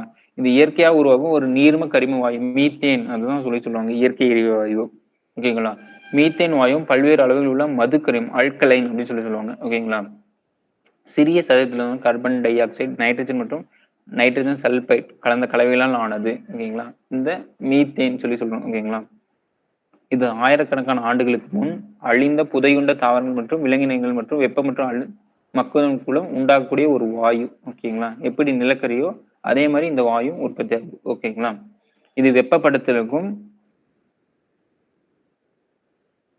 சமையலுக்கும் மின் உற்பத்திக்கும் ஆதாரமா வந்து விளக்குது. ஓகேங்களா? இந்த இப்ப கூட வந்து பாத்தீங்கன்னா ஒரு ப்ராப்ளம் ஆச்சுல்ல, இங்க மீத்தேன் கேஸ் வந்து தஞ்சாவூர் பகுதியில இருக்கு. பட் ஆனா அது வந்து விவசாயிகள் வந்து அந்த மீத்தேன் கேஸ் எடுக்கிறதுக்கு வந்து பாத்தீங்கன்னா இதுல போராட்டம் பண்ணியிருப்பாங்க. ஓகேங்களா? அந்த மீத்தேன் கேஸோட யூசஸ் இதுதான். ஓகேங்களா? அது ஏன் எடுக்கிறாங்கன்னா இந்த யூசஸ் தான் எடுக்கிறாங்க. வாகனத்துக்கு எரிபொருளா யூஸ் பண்ணுது, பிளாஸ்டிக் எல்லாம் உற்பத்தி தயாரிக்கிறதுக்குலாம் அந்த கேஸை வந்து அதிகமா யூஸ் பண்றாங்க. அதனாலதான் எடுக்கிறாங்க. பட் ஆனா அங்க அப்படி எடுத்து அங்க விவசாயம் பாதிக்கப்படும் அப்படின்னு சொல்லி அங்க ஒரு போராட்டம் வந்துச்சு. ஓகேங்களா? அந்த அந்த கேஸ் தான் இது. ஓகேங்களா? Methane case. வேற எதுவும் இல்லை. ஓகேங்களா? இந்தியாவில் பாத்தீங்கன்னா எங்கெல்லாம் அணுக்கரு உலை இருக்குன்னு சொல்லி சொல்றாங்க. ஓகேங்களா? அடுத்து வந்து பாத்தீங்கன்னா இந்த இது மேற்கு கடற்கரையில் இருக்கிற எண்ணெய் வளங்கள், கிழக்கு கடற்கரைக்கு அருகில் இருக்கிற எண்ணெய் வளங்கள் இம்பார்ட்டன்டான ஒண்ணு படிச்சு வச்சுங்க. இப்போ மும்பைனாவே தெரிஞ்சிடும் மேற்கு கடற்கரைன்னு, குஜராத்தும் தெரிஞ்சிடும். ஓகேங்களா? மும்பை ஹை எண்ணெய் வயல், குஜராத் கடற்கரை இதெல்லாம் கேட்பான். இதுல வந்து 4 ஆப்ஷன் கொடுத்துருவான். இதுல வந்து மேற்கு கடற்கரையில 3 கொடுத்துட்டு கிழக்கு கடற்கரையில 1 கொடுத்துட்டு இதுல எது கிழக்கு கடற்கரை அருகில் உள்ள எண்ணெய் வயல் அப்படின்னு சொல்லி கேட்பான். ஓகேங்களா? அப்ப நம்ம கரெக்டா படிச்சுக்கணும். ஓகேங்களா? நமக்கு மும்பை குஜராத்னு சொன்னாவே ஈஸியா ஞாபகம் வந்துடும். ஏன்னா அதெல்லாம் மேற்கு பக்கம் இருக்கு. பெஸ்ஸைம் எண்ணெய் வயல் மும்பையின் தென்பகுதி. ஓகேங்களா? மும்பை கையோட தென்பகுதி தான் பெஸ்ஸைம் சொல்லி சொல்றாங்க. அலியாபத் தென்வயல் அலியாபத் எண்ணெய் வயல் பவுநகர் நம்ம குஜராத்னு நம்மளே படிச்சோம்ல. ஓகேங்களா? அது அலியாபத் எண்ணெய் வயல். ஓகேங்களா? அங்கலேஸ்வரர், காம்பே லுனி பகுதிகள், அகமதாபாத் கலோல் பகுதி. ஓகேங்களா? இதுல எல்லாமே ஈஸியா காம்பேனா அந்த கட்சி வளைகுடா. ஓகேங்களா? அதனால ஈஸியா ஞாபகம் வந்துடும். அலியாபாத் எண்ணெய் வயலும் பெஸ்ஸைம் எண்ணெய் வயலும் அங்கலேஸ்வரர் இந்த 3 தான் நமக்கு கன்ஃபியூஸ் ஆகிற மாதிரி இருக்கு. ஓகேங்களா? அதனால அந்த 3 மட்டும் நீங்க தெளிவா படிச்சு வச்சுங்க. ஏன்னா மும்பைன்னு சொன்னா நமக்கு தெரியும் மேற்கு, குஜராத் சொன்னாலும் தெரியும் மேற்கு, காம்பே கட்சி வளைகுடா மேற்கு, அகமதாபாத்னா குஜராத்தோட தலைநகர், குஜராத்ல இருக்கிற ஒரு பிளேஸ் தான் அகமதாபாத். ஓகேங்களா? அதனால அதுவும் நமக்கு தெரிஞ்சிடும். இந்த 3 தான் நமக்கு கன்ஃபியூஸ் ஆகும். பெஸ்ஸைம், அலியாபத், அங்கலேஸ்வரர். ஓகேங்களா? இந்த 3 வயல் தான் நம்ம கன்ஃபியூஸ் ஆகும். அதை மட்டும் நம்ம தெளிவா படிச்சுக்கலாம். ஓகேங்களா? அடுத்து கிழக்கு கடற்கரையில் இருக்கிற எண்ணெய் வயல் பார்த்தீங்கன்னா பிரம்மபுத்திராவே நமக்கு தெரிஞ்சிடும் அந்த பக்கம். ஓகேங்களா? பிரம்மபுத்திரா பள்ளத்தாக்கு. அடுத்து திக்பாய் எண்ணெய் வயல். ஓகேங்களா? திக்பாய் எண்ணெய் வயல் நாட்டோட மிக பழமையான எண்ணெய் வயல் பார்த்தீங்கன்னா திக்பாய் எண்ணெய் வயல். ஓகேங்களா? அதே மாதிரி நாட்டோட மிகப்பெரிய எண்ணெய் வயல் பார்த்தீங்கன்னா மும்பை ஹை எண்ணெய் வயல் 68%. ஓகேங்களா? அடுத்தது நார்காட்டியா எண்ணெய் வயல் நாகர் காட்டியா எண்ணெய் வயல் திக்பாய்க்கு தென்மேற்கு பகுதியில் இருக்கு. ஓகேங்களா? அடுத்தது மோரான் ஹக்ரீஜன் எண்ணெய் வயல் வந்து பாத்தீங்கன்னா நாகர்காட்டையோட தென்மேற்கு பகுதியில் இருக்கு. ஓகேங்களா? நீங்க வந்து கிழக்கு கடற்கரையில் இருக்க எண்ணெய் வயல் தான் கொஞ்சம் வந்து நேம்ஸ் எல்லாம் கொஞ்சம் வந்து சிரமமா இருக்கு. பட் ஆனா நீங்க மேற்கு பகுதியில் என்னென்ன இருக்குன்னு தெரிஞ்சாவே ஈஸியா ஐடென்டிஃபை பண்ணிடலாம். கிழக்குல இதெல்லாம் தான் இருக்கும் அப்படின்னு சொல்லி. ஓகேங்களா? அடுத்து ருத்ரசாகர் லாவா எண்ணெய் வயல்கள், சர்மா பள்ளத்தாக்கு. அடுத்து வந்து பாத்தீங்கன்னா அந்தமான் நிக்கோபரோட உட்பகுதிகள், மன்னார் வளைகுடா, பள்ளேஸ்வர் கடற்கரை, ஹரியானா, பஞ்சாப் மற்றும் உத்தரப்பிரதேசம். ஓகேங்களா? அடுத்தது கெயில் நிறுவனம். இந்திய இயற்கை எரிவாயு நிறுவனம் வந்து மாநில அரசாங்கத்தால் நிர்வகிக்கப்படும் ஒரு நிறுவனம் ஆகும். இது மத்திய அரசு, நீங்க மாநில அரசு கொடுத்து வச்சிருக்கான். இது இயற்கை எரிவாயு உற்பத்தி. ஓகேங்களா? மாத்திங்க. இது இயற்கை எரிவாயு உற்பத்தி மற்றும் விநியோகம் செய்யும் நிறுவனம் ஆகும். ஒரு ஒரு நிறுவனம். இது வந்து தலைமையகம் புதுதில்லியில இருக்கு. ஓகேங்களா? வட இந்திய பகுதிகள் அதிக அளவிலான 3ஆம் நிலை பாறைகள் மற்றும் வண்டல் படிவுகளை கொண்டுள்ளது. ஒரு காலத்துல வந்து பாத்தீங்கன்னா குறைந்த கடலுக்கடியில் இருந்த படிவுப்பாறைகள் எண்ணெய் மற்றும் இயற்கை வாயு படிவுகளாக உருவாங்கின. அதிக அளவிலான இயற்கை எரிவாயு இதுல அதான் அந்த டேபிளேஷன்ல என்ன சொன்னாங்கன்னா அதே விரிச்சு சொல்லிட்டு இருக்கோம். ஓகேங்களா? அடுத்தது சிஎன்ஜி. ஓகேங்களா? கம்ப்ரஸ்டு நேச்சுரல் கேஸ், அழுத்தப்பட்ட இயற்கை எரிவாயு. ஓகேங்களா? ஓகே. அதிக அழுத்தத்துடன் அடைக்கப்பட்ட மீத்தேன் என்பது இந்த பெட்ரோல், டீசல் மற்றும் திரவ பெட்ரோலிய எரிவாயுக்கு பதிலாக பயன்படுத்தக்கூடிய ஒரு எரிபொருள். அதுதான் மீத்தேன் சொல்லி சொல்றாங்க. ஓகேங்களா? இது காத்தை விட ரொம்ப ரொம்ப லேசானது. காத்தே ரொம்ப லேசா, அதை விட ரொம்ப ரொம்ப லேசானதா இருக்கும். அதனால என்ன ஆகும்னா ஈஸியா பரவிடும். அதிவேகமாக பரவும் தன்மை இருக்கு. அதனால விரைவில் மறைந்து விடுகிறது. ஓகேங்களா? பெட்ரோலிய ஈஸியா ஆவியாயிரும். ஓகேங்களா? அதுக்கு பதிலா பயன்படுத்தக்கூடிய ஒரு எரிபொருள் தான் இந்த சிஎன்ஜின்னு சொல்லி சொல்லுவாங்க. ஓகேங்களா? மோஸ்டா வண்டிக்கெல்லாம் சிஎன்ஜி கேஸ் அடிப்பாங்க. ஓகேங்களா? அது கொஞ்சமா லீக் ஆனாவே ரொம்ப ஸ்மெல் அடிக்கிற மாதிரி இருக்கும். ஓகேங்களா? நீங்க பார்த்திருப்பீங்கன்னு நினைக்கிறேன். இதனால் மற்ற எரிபொருளை விட ஆபத்து குறைவானது. ஓகேங்களா? இது டக்குன்னு காத்துல பரவி போயிருந்தனால ஆபத்து வந்து ரொம்ப ரொம்ப கம்மி அப்படின்னு சொல்லாங்க. அதே மாதிரி விவசாய கழிவுல இருந்து எடுக்கப்படும் உயிரி வாயு, விவசாய கழிவுனா இல்ல இந்த சாணத்துல வந்து அடைச்சு போட்டு ஒரு கேஸ் உற்பத்தி பண்றாங்கல்ல, அது மாதிரி உயிரி வாயு, அதுதான் உயிரி வாயு சொல்லுவாங்க. புதுடெல்லி, அகமதாபாத், மும்பை, பூனா, கொல்கத்தா, லக்னோ, கான்பூர், வாரணாசி போன்ற நகரங்களில் வாகனங்களுக்கு பயன்படுத்துறது அதிகரிச்சு வருது. புரியுதுங்களா? அந்த சாணத்துல இருந்து பெறப்படுற உயிரி வாயு இப்ப எல்லாம் வந்து பாத்தீங்கன்னா நீங்க நிறைய யூடியூப்ல வீடியோ எல்லாம் கூட பார்த்திருப்பீங்க. நிறைய பேர் அந்த ப்ராஜெக்ட் பண்றதுல அந்த மாதிரி கேஸ் எடுத்து வண்டிக்கு யூஸ் பண்ணுவாங்க. ஓகேங்களா? அது மாதிரி பயன்பாடு வந்து இப்ப நிறைய வந்துட்டு இருக்குன்னு சொல்லி சொல்றாங்க. அவ்வளவுதான், பெருசா எதுவும் இல்லை. ஓகேங்களா? குஜராத், அஸ்ஸாம், தமிழ்நாட்டுல வந்து நெய் பள்ளத்தூர் மற்றும் மங்கமடம் தஞ்சாவூர் கிட்ட இருக்கு. திரிபுரா, ராஜஸ்தான், அருணாச்சல பிரதேஷ், பஞ்சாப், மேற்கு வங்காளம் ஆகிய மாநிலங்கள்ல இந்த இயற்கை எரிவாயு வந்து கண்டுபிடிச்சிருக்காங்க. ஓகேங்களா? அடுத்து வந்து பாத்தீங்கன்னா மரபுசார் ஆற்றல் வளங்கள். ஓகேங்களா? அனல் மின்சக்தி. ஓகேங்களா?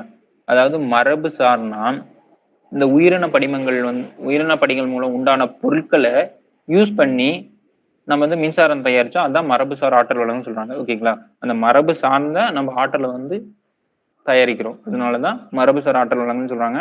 அனல் மின் சக்தி. ஓகேங்களா? இந்த கன்ஃபியூஸ் ஆகிருக்காங்க. மரபுசார்னா அதுவும் தீர்ந்து போகக்கூடியதுதான். பட் ஆனா இந்த தீர்ந்து போகக்கூடிய வளங்களான இந்த நிலக்கரி, பெட்ரோலியம் இதெல்லாம் வச்சு வந்து அவங்க வந்து மின்சாரம் உற்பத்தி பண்றாங்க. ஓகேங்களா? அதுதான் மரபுசார் ஆற்றல் வளங்கள்னு சொல்றாங்க. வேற எதுவும் இல்ல. உயிரின படிமங்களான நிலக்கரி, இந்த பெட்ரோலியம், டீசல், இயற்கை எரிவாயு போன்றவற்றிலிருந்து அனல் மின்சக்தி தயாரிக்கப்படுகிறது. ஓகேங்களா? அனல் மின்சக்தினா ஒண்ணும் இல்ல. இதை வந்து எரிய வச்சு அந்த எரிய வைக்கிறதுனால ஒரு ஆவியை வந்து டர்பைனை சுத்த வச்சு அது மூலமா வரும். ஓகேங்களா? மின்சாரம். இதுதான் அனல் மின்சக்தி. தேசிய அனல் மின் நிறுவனம் வந்து பாத்தீங்கன்னா 1975ல தொடங்கியிருக்காங்க. ஓகேங்களா? ரொம்ப ரொம்ப இம்பார்ட்டன்ட். தற்சமயம் தேசிய அனல் மின் நிறுவனத்தின் 13 நிலக்கரி சார் அனல் மின் திட்டங்களும் 7 இயற்கை எரிவாயு திரவ எரிபொருள் சார்ந்த அனல் மின் திட்டங்களும் அஸ்ஸாம், பீகார், ஜார்க்கண்ட், சத்தீஸ்கர், மிசோரம் மற்றும் மேற்குவங்கம் ஆகிய மாநிலங்களில் செயல்பட்டு வருகிறது. நெய்வேலி, மேட்டூர், தூத்துக்குடி மற்றும் எண்ணூர் ஆகியன தமிழ்நாட்டின் முக்கியமான அனல் மின் நிலையங்கள். அனல்னா வெப்பம். ஓகேங்களா? அவ்வளவுதான், வேற எதுவும் இல்லை. வெப்பத்தினால மின்சாரம் தயாரிக்கிறது தான் அனல் மின் நிலையம். ஓகேங்களா? வெப்ப மின் நிலையம் அப்படின்னு சொல்லலாம். ஓகேங்களா? தமிழ்நாட்டில் எங்க இருக்கு பார்த்தீங்கன்னா நெய்வேலி, மேட்டூர், தூத்துக்குடி மற்றும் எண்ணூர். தேசிய அனல் மின் நிறுவனம் எப்ப நிறுவிருக்காங்கன்னா 1975ல. ஓகேங்களா? அடுத்தது வந்து அணுசக்தி. ஓகேங்களா? அணுசக்தினா அணுக்கரு பிளவு அல்லது இணையும் போது வெளிப்படும் ஆற்றலை ஓகேங்களா? அணுசக்தினா ஒன்றும் இல்லை. அணுக்கரு அதான் சொல்லுவாங்க. அது நம்ம வந்து இது வந்து கெமிஸ்ட்ரியில படிச்சிருக்கோம். ஓகேங்களா? ஒரு அணுக்கருனா ரொம்ப ரொம்ப ரொம்ப ஒரு பொருள், சின்ன பொருள். ஒரு பொருளை நீங்க வெட்டிட்டே போயிட்டு இருந்தீங்கன்னா அது கடைசியா இருக்கிற ஒரு துகள் தான் அணுன்னு சொல்லி சொல்லுவாங்க. அந்த அணுவையே நம்ம பிரிச்சா அதுல வந்து ஆற்றல், ஏன்னா அது அவ்வளோ இதா இணைஞ்சிருக்கும். அதை வந்து நாங்க பிரிக்கும் போதோ இல்ல 2 அணுவை பிரிச்ச அணுவை சேர்க்கும் போதோ உங்களுக்கு வந்து ஒரு பெரிய அளவுல ஆற்றல் வெளிப்படும். அதான் அணுகுண்டுன்னு சொல்லிடுவோம்ல. இந்த 2ஆம் உலகப் போர் முடிவுல வந்து பாத்தீங்கன்னா அமெரிக்கா வந்து ஜப்பான்ல இருக்கிற ஹிரோஷிமா நாகசாகி மேல போட்டுச்சுல அணுகுண்டு. ஏன்னா அதுக்கோட ஆற்றல் ரொம்ப ரொம்ப அதிகம். அதை பயன்படுத்தி நம்ம மின்சாரம் தயாரிக்கணும். ஓகேங்களா? இது ஆபத்தானது. பட் ஆனா நமக்கு மின்சக்தி தேவை. அதனால நம்ம இதுக்கு போறோம். ஓகேங்களா? இந்த அணுக்கரு பிளவு அதே மாதிரி சூரியன்ல என்ன பண்ணோம்னா 2 அணு சேர்ந்து வெப்பத்தை வெளிப்படுத்தும். ஓகேங்களா? சூரியன்ல இருக்கிற வெப்பம் நமக்கு எப்படி கிடைக்குதுன்னா ஒரு 2 அணு சேர்ந்து அது எரிஞ்சிட்டே இருக்கு. ஓகேங்களா? ஒரு பந்து மாதிரி. அணுக்கரு இணைவு தான் சூரியன்ல நடைபெறுது. ஞாபகம் வச்சுங்க அதுவும். ஓகேங்களா? இது மூலமா மின்சாரம் தயாரிக்கப்படுது. அவ்வளவுதான், வேற எதுவும் இல்லை. சிம்பிள். அதுக்கு பயன்படுத்தப்படுற தாது பாத்தீங்கன்னா யுரேனியம், தோரியம். ஓகேங்களா? இந்தியாவோட முதல் அணுமின் நிலையம் வந்து பாத்தீங்கன்னா 1969ஆம் ஆண்டு மும்பைக்கு அருகில் உள்ள தார்பூரில் நிறுவப்பட்டது. ஓகேங்களா? முதல் அணுமின் நிலையம் வந்து பாத்தீங்கன்னா 1969. அப்பதான் இஸ்ரோவும் ஸ்டார்ட் பண்ணிருப்பாங்க நமக்கு. ஓகேங்களா? இஸ்ரோ எப்ப ஸ்டார்ட் பண்ணாங்களோ அப்பதான் முதல் அணுமின் நிலையமும் ஸ்டார்ட் பண்ணிருக்காங்க. ஓகேங்களா? 1969 மும்பைக்கு இருக்கிற தாராப்பூர். ஓகேங்களா? அடுத்து பின்னர் ராஜஸ்தான் மாநிலத்தில் கோட்டாவிற்கு அருகில் உள்ள ராவத் பட்டா. ஓகேங்களா? அடுத்து வந்து பாத்தீங்கன்னா என்னும் இடத்துல அணுமின் நிலையங்கள் ஏற்படுத்தப்பட்டிருக்கு. அடுத்து ராஜஸ்தான்லயே ஒரு அணுமின் நிலையம் வந்து தொடங்கியிருக்காங்க. அவ்வளவுதான். இப்ப தமிழ்நாட்டுல இருக்கு பாத்தீங்கன்னா கல்பாக்கத்துல இருக்குல்ல, அவ்வளவு அது மாதிரி கல்பாக்கம், கூடங்குளம் இந்த மாதிரி இடத்துல நமக்கு அணுமின் நிலையம் ஏற்படுத்தியிருக்காங்க. தமிழ்நாட்டிலும் இருக்கு. இந்திய அணு மின்சக்தி நிறுவனம் பாத்தீங்கன்னா இந்தியாவோட ஒரு பொதுத்துறை நிறுவனம். இது மகாராஷ்டிரா மாநிலத்துல மும்பை தலைமையிடம். ஏன்னா ஃபர்ஸ்ட் அங்கதான் ஸ்டார்ட் பண்ணிருக்காங்க. அங்கதான் தலைமை. அப்ப அணுமின்சக்தி நிறுவனத்தோட தலைமையகம் பாத்தீங்கன்னா மகாராஷ்டிரா. இது படிச்சதுக்கு அப்புறம் நீங்க ஒவ்வொரு நிறுவனமா எழுதி அதோட தலைமையிடம் எங்கேயும் தனித்தனியா எடுத்து கூட எழுதி வச்சு படிச்சீங்கன்னா ரொம்ப அதை விட ரொம்ப ஈஸியா இருக்கும். ஓகேங்களா? நீங்க ஒவ்வொன்றா எடுத்து படிக்கிறதுக்கு இது ரொம்ப ரொம்ப ஈஸியா இருக்கும். இது மாதிரி நீங்க உங்களுக்கா தோணும்ல, இந்த மாதிரி என்ன பண்ணா நமக்கு ஈஸியா நான் வச்சுக்கலாம் அப்படின்னு உங்களுக்கு ஒரு ஐடியா இருக்கும். அதை நீங்க கொஞ்சம் டைம் எடுத்து பண்ணா நமக்கு ஈஸியா நான் இருக்கும். ஓகேங்களா? ஓகே. இந்த அணு மின்சக்தி நிறுவனம்னா அந்த அணு மின்சக்தி உற்பத்திக்கான ஒரு பொறுப்பு வந்து அவங்க கிட்ட தான் இருக்கும். ஓகேங்களா? ஆல்ரெடி நம்ம பார்த்த பழைய தான், வேற எதுவும் இல்லை. இந்த மேப் பாத்துங்க. இந்தியாவோட புதுப்பிக்கத்தக்க வளங்கள் எங்கெல்லாம் இருக்கு அப்படின்னு சொல்லி ஒரு கிளான்ஸ் பாத்துங்க. ஓகேங்களா? அவ்வளவுதான்.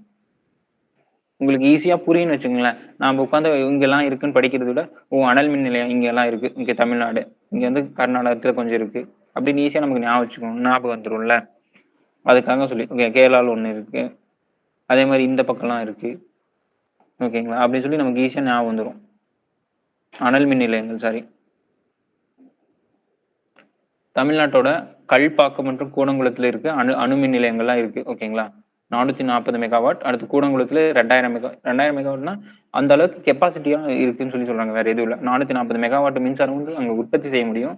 2000 மெகாவாட் வந்து மின்சாரம் வந்து அங்க உற்பத்தி செய்ய முடியும். அதுதான் அந்த பிராக்கெட்ல 440 மெகாவாட் 2000 மெகாவாட்னு போட்டிருக்காங்க. வேற எதுவும் இல்லை. உத்தரப்பிரதேசத்தில் நரோரா, கர்நாடகாவில் கைகா, குஜராத்ல வந்து காகர்பாரா ஆகிய இடங்கள் வந்து பாத்தீங்கன்னா அணுமின் நிலையங்கள் வந்து வைக்கப்பட்டிருக்கு. புதுப்பிக்கக்கூடிய வளங்கள், நீர்மின் சக்தி, ஓடும் நீரிலிருந்து, அதாவது இப்ப வந்து புதுப்பிக்க இயலா வளங்கள் பார்த்துட்டோம். இப்ப புதுப்பிக்கக்கூடிய வளங்கள் என்னென்னு பார்ப்போம். நீர்மின் சக்தி, ஓகேங்களா. நீர்மின் சக்தி வந்து பாத்தீங்கன்னா இந்த ஓடுற நீர்ல இருந்து பெறப்படுகிறது. மின்சக்தி மாசற்ற மற்றும் பொருளாதார முக்கியத்துவம் வாய்ந்த மின் ஆற்றலா கருதப்படுகிறது, ஓகேங்களா. நீர்மின் சக்தி வந்து பாத்தீங்கன்னா உலக தேவையில 7% பூர்த்தி செய்யுது இந்த நீர்மின் சக்தி தான், ஓகேங்களா. மற்ற மின்சார ஆற்றலோட கம்பேர் பண்ணும்போது இது வந்து ரொம்ப ரொம்ப கம்மியான செலவு தான், உற்பத்தி செலவு தான் வந்து இது இருக்கு அப்படின்னு சொல்லி சொன்னாங்க, ஓகேங்களா.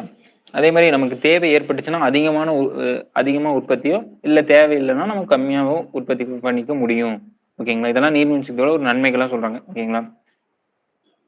அடுத்தது, இந்தியாவானது நீர்மின் சக்தி உற்பத்தி செய்வதற்கு அதிக திறனை பெற்றுள்ள ஒரு மிகச்சிறந்த நாடா இருக்கு, ஓகேங்களா.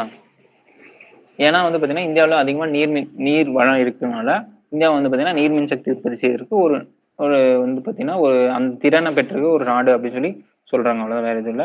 இந்தியாவோட முதல் நீர்மின் நிலையம் பாத்தீங்கன்னா சுதந்திரத்துக்கு முன்னாடியே நிறுவிருக்காங்க, பாத்தீங்களா. ரொம்ப ரொம்ப இம்பார்ட்டன்ட், டார்ஜிலிங்ல நிறுவிருக்காங்க, ஓகேங்களா.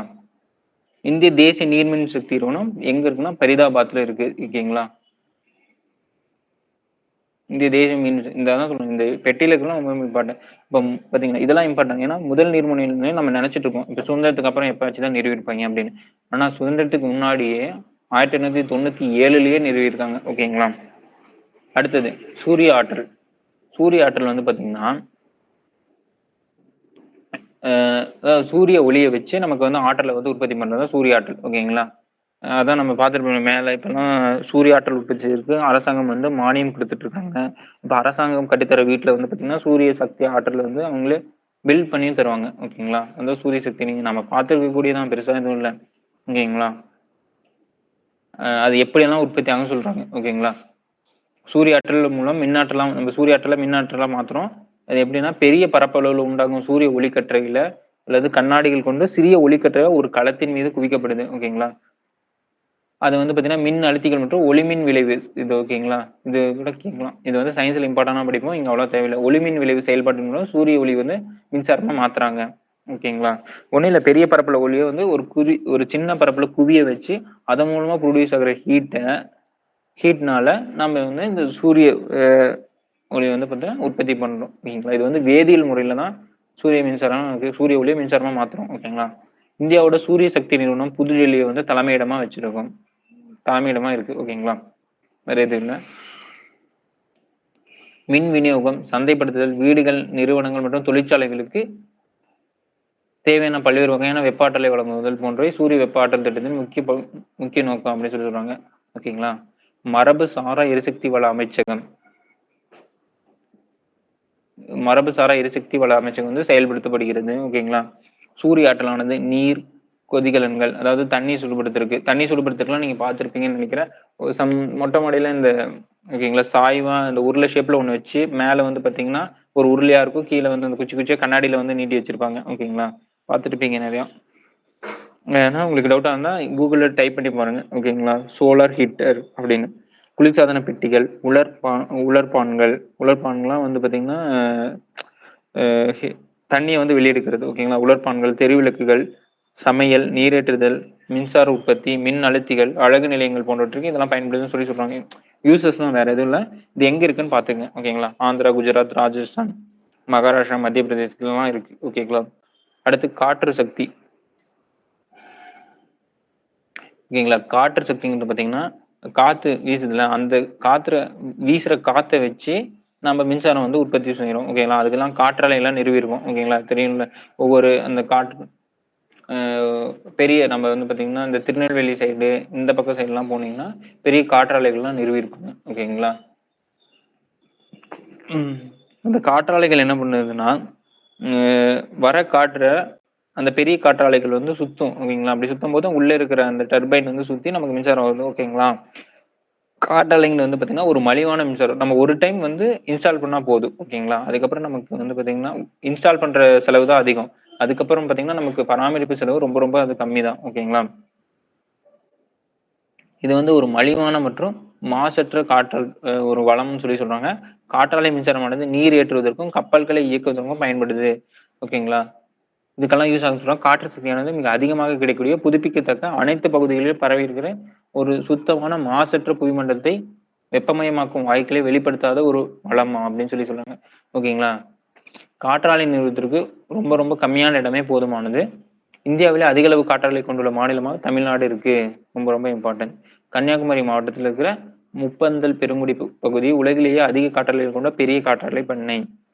இந்திய காற்றாலை மின் உற்பத்தி 1986ஆம் ஆண்டு முதல்ல குஜராத்தில் இருக்க கடற்பகுதியான ஓகா, மகாராஷ்டிரா கடற்பகுதியான ரத்னகிரி, தமிழ்நாட்டில் உள்ள கடற்கரை பகுதியான தூத்துக்குடியில் 55 கிலோவாட் உற்பத்தி திறனுடன் நிறுவப்பட்ட காற்றாலை எப்ப ஃபர்ஸ்ட் ஸ்டார்ட் பண்ணா 1986 சொல்றாங்க. அவ்வளவுதான், வேற எதுவும் இல்ல.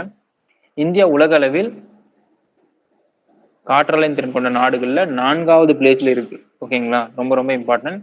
உலக அளவுல காற்றாலை உற்பத்தியில இந்தியா பாத்தீங்கன்னா எத்தனை பிளேஸ் பாத்தீங்கன்னா 4th பிளேஸ். ஓகேங்களா? காற்றாலை திறன்ல 4வது இடத்துல இருக்கு. ஓகேங்களா? இதான் இந்த மாதிரி விஷயம்லாம் இம்பார்ட்டன்டா இருக்கும். இந்தியா பாத்தீங்கன்னா உலகத்திலேயே இந்த இடம்.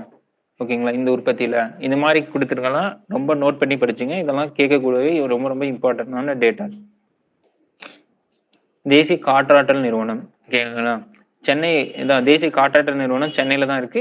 இந்நிறுவனம் பாத்தீங்கன்னா 98ல ஒரு தன்னாட்சி நிறுவனமாக புதுப்பிக்க மற்றும் புதுப்பிக்கக்கூடிய ஆற்றல் வளங்கள் அமைச்சக நிறுவனத்தின் கீழே ஏற்படுத்தியிருக்காங்க. ஓகேங்களா? இது ஒண்ணும் இல்ல, காற்று வள மதிப்பீடு ஆய்வு மற்றும் சான்றளித்தல். இப்ப பாத்தீங்கன்னா இதான் இப்ப சொன்னாங்க, இந்த காற்றோட தரம் கம்மியா இருக்கு, இல்லைன்னா இந்த இந்த பிளேசஸ்லாம் காற்றோட தரம் அதிகமா இருக்கு அப்படின்னு சொல்லுவாங்கல்ல, அந்த பணிகளையும் ஓகே அதுக்கு சான்று கொடுக்குறாங்களோ, அதாவது சர்டிபிகேட் கொடுக்குறதோ இந்த நிறுவனம் செயல்படுது. அவ்வளவுதான், வேற இது இல்ல. உயிரி எரிசக்தி. உயிரி சக்தினா அதான் விலங்குகளோட கழிவுகள், சமையல் கழிவு, இந்த மாதிரி ஆகாய தாமரை கழிவு, வேளாண் கழிவுல இருந்து நம்ம உயிரி எரிசக்தி பெறணும். ஓகேங்களா? இது மாசற்ற மலிவான ஒரு எரிசக்தி.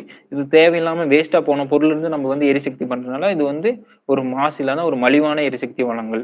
ஓகேங்களா? இது மோஸ்டா நம்ம டொமஸ்டிக் யூஸ் தான், வீட்டு உபயோகத்துக்கு தான் யூஸ் பண்றோம். ஓகேங்களா? பெருசா இது யூஸ் பண்ண. ஓகேங்களா? ஓதம் மற்றும் மலை சக்தி சொல்றாங்க. ஓகேங்களா? கடல் ஓதங்கள் மற்றும் கடல் அலைகள் 2 வள ஆதாரங்களிலிருந்து மின்னாற்றல் பெறப்படுகிறது. கடல் அலைகள்ல இருந்து தெரியும். கடல் ஓதங்கள்லாம் உங்களுக்கு கன்ஃபியூஷன். கடல் ஓதங்கள்லாம் அந்த இடத்துல பாத்தீங்கன்னா இப்ப நமக்கு துறைமுகம் பகுதியில அலைகள் அதிகமா இருக்காது. ஓகேங்களா?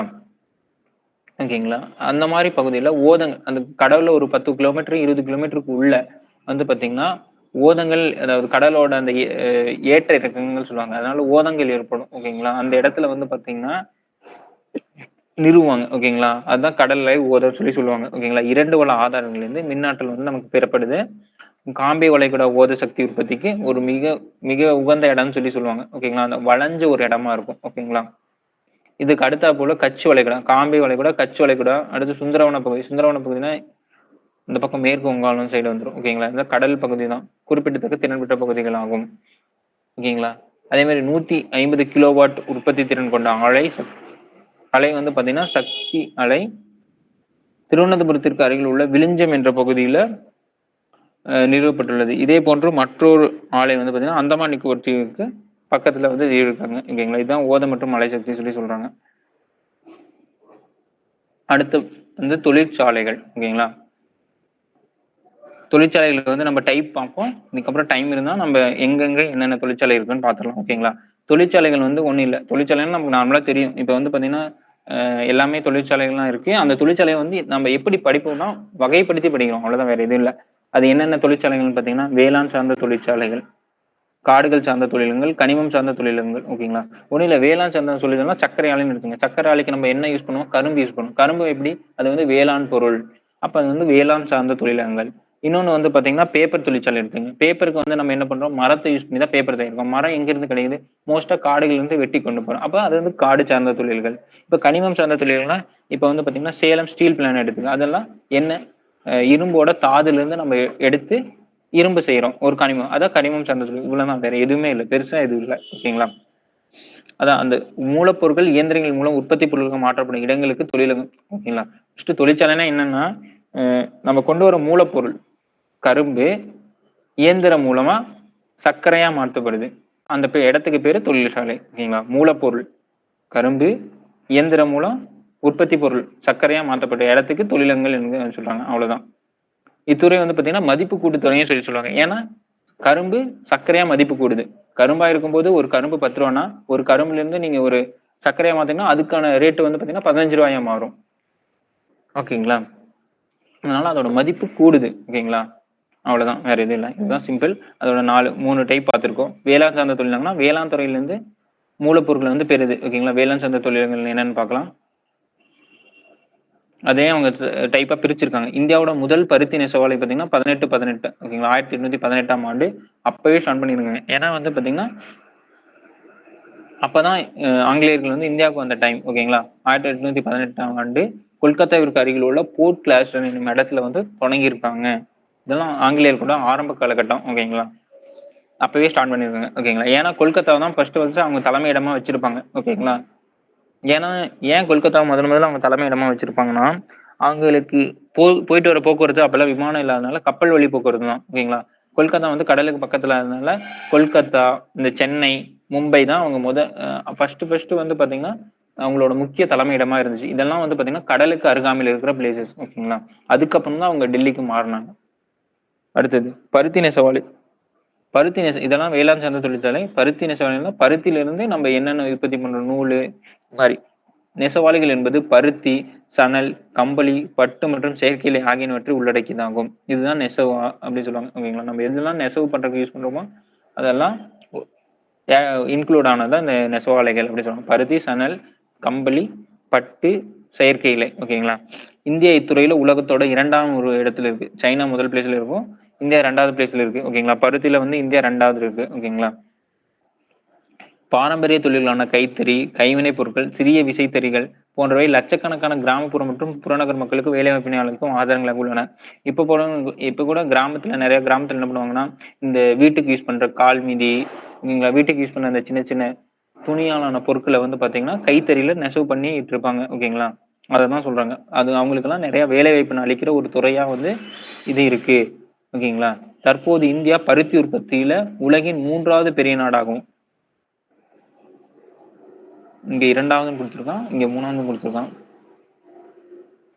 ஓகேங்களா? இந்தியா பருத்தி உற்பத்தியில உலகின் 3வது பெரிய நாடாகவும், நூறுப்பு கருவிகளின் எண்ணிக்கையில வந்து பாத்தீங்கன்னா, முதன்மை நாடாகவும் இருக்கு. ஓகேங்களா? இத வந்து நம்ம கூகுள்ல சர்ச் பண்ணி மாத்திக்கலாம். ஓகேங்களா? அடுத்த கிளாஸ்ல சொல்றேன். ஓகேங்களா? என்ன இது 2வதா 3வதா நம்ம வச்சுக்கலாம். ஓகேங்களா? தற்போது பருத்தி நெசவாளிகள் இந்தியாவின் மிகப்பெரிய நவீன தொழிலா இருக்கு. ஓகேங்களா? ம். பருத்தி இலையிலிருந்து விதைகளை பிரித்தெடுக்கும் முறைக்கு ஜின்னிங் அப்படின்னு சொல்றாங்க. ஓகேங்களா? ஒண்ணும் இல்ல. பருத்திய வந்து உற்பத்தி பண்ணும்போது அந்த இலையில அதோட விதை இருக்கும். அந்த விதைய வந்து பிரித்து எடுக்கணும். அந்த இலைய அதுல இருக்கிற விதைய வந்து பிரித்து எடுக்கணும். ஓகேங்களா? அந்த முறைக்கு ஜின்னிங்ன்னு சொல்றாங்க. வேற எதுவும் இல்ல.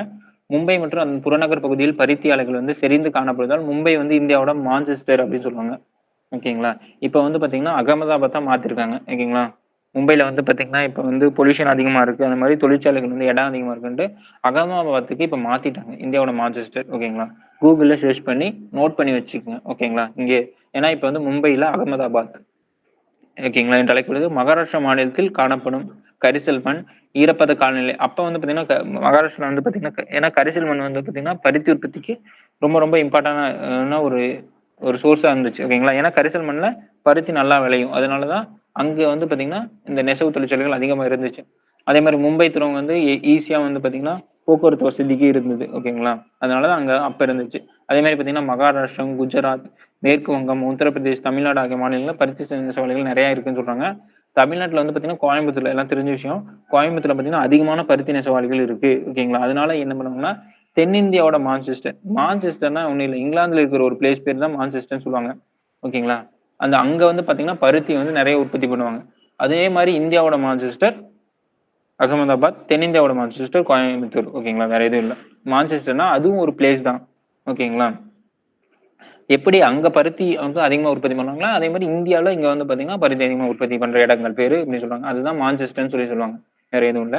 தமிழ்நாட்டில் உள்ள 435 நெசவாளிகளில் 200 நெசவாளிகள் கோயம்புத்தூர் பகுதியில் அமைந்துள்ள ஈரோடு, திருப்பூர் இங்கெல்லாம் நிறைய இருக்கும்ல. பனியன் கம்பெனிலாம் ஈரோடு, திருப்பூர், ஈரோடு நிறைய இருக்கும்னு சொல்லுவாங்க. இந்த கரூர், சென்னை, திருநெல்வேலி, மதுரை, தூத்துக்குடி, சேலம் இதெல்லாம் நிறைய இருக்குன்னு சொல்றாங்க. வேற எதுவும் இல்ல. இதுதான் பருத்தி. ஓகேங்களா? பருத்தி அடுத்து வந்து பாத்தீங்கன்னா சணல். சணல்னா நமக்கு தெரியும்ல. இந்த அரிசி எல்லாம் வந்து பாத்தீங்கன்னா நம்ம சணல் பையில போட்டு வைப்போம். ஓகேங்களா? சணல் சாக்குன்னு சொல்லுவாங்க. ஓகேங்களா?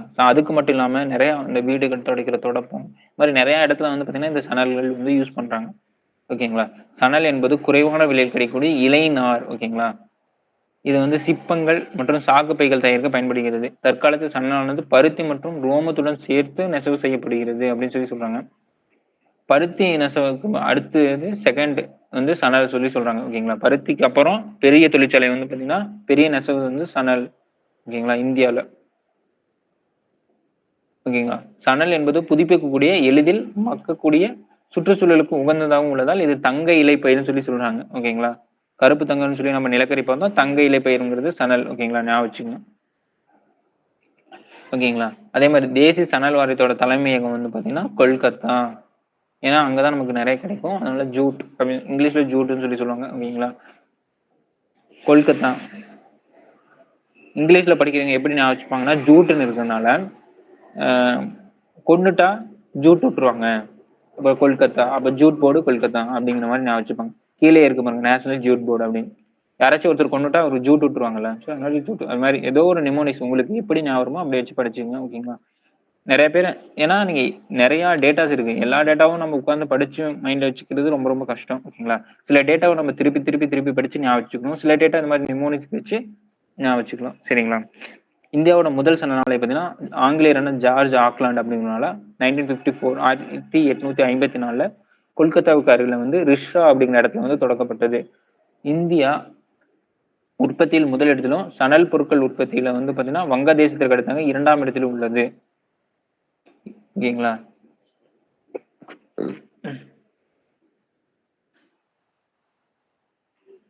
ஒண்ணும் இல்ல. ஓகே. அதாவது சணல் உற்பத்தியில முதல் இடத்துல இருக்கும். ஓகேங்களா? அந்த சணல்னால உண்டாகுற பொருட்கள் உற்பத்தியில 2வது பிளேஸா இருக்கும்.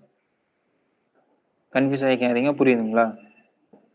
அதாவது இது எப்படின்னா, இந்தியா கரும்பு உற்பத்தியில முதல் இடத்திலும், கரும்புனால உண்டாகுற சர்க்கரை உற்பத்தியில 2வது இடத்துலயும் இருக்கு. அப்படி சொல்றான். ஓகேங்களா? இந்தியா வந்து இந்த சணல் உற்பத்தியில முதல் இடத்துல இருக்கும். அந்த சணல் பொருட்கள் உற்பத்தியில வங்காளதேசம் தான் 2வது இடத்துல இருக்கு. ஓகேங்களா? கன்ஃப்யூஷனே இல்ல. ஈஸியா தான் இருக்கு. ஓகேங்களா? சணல் பைகள், கூடார துணிகள், சிப்பப் பைகள், தரை விரிப்பு, திரைச்சீலைகள், கயிறுகள், துணிகள், கால் மிதியடி போன்றவை தயாரிக்க இந்த சணல் வந்து பயன்படுத்தப்படுகிறது.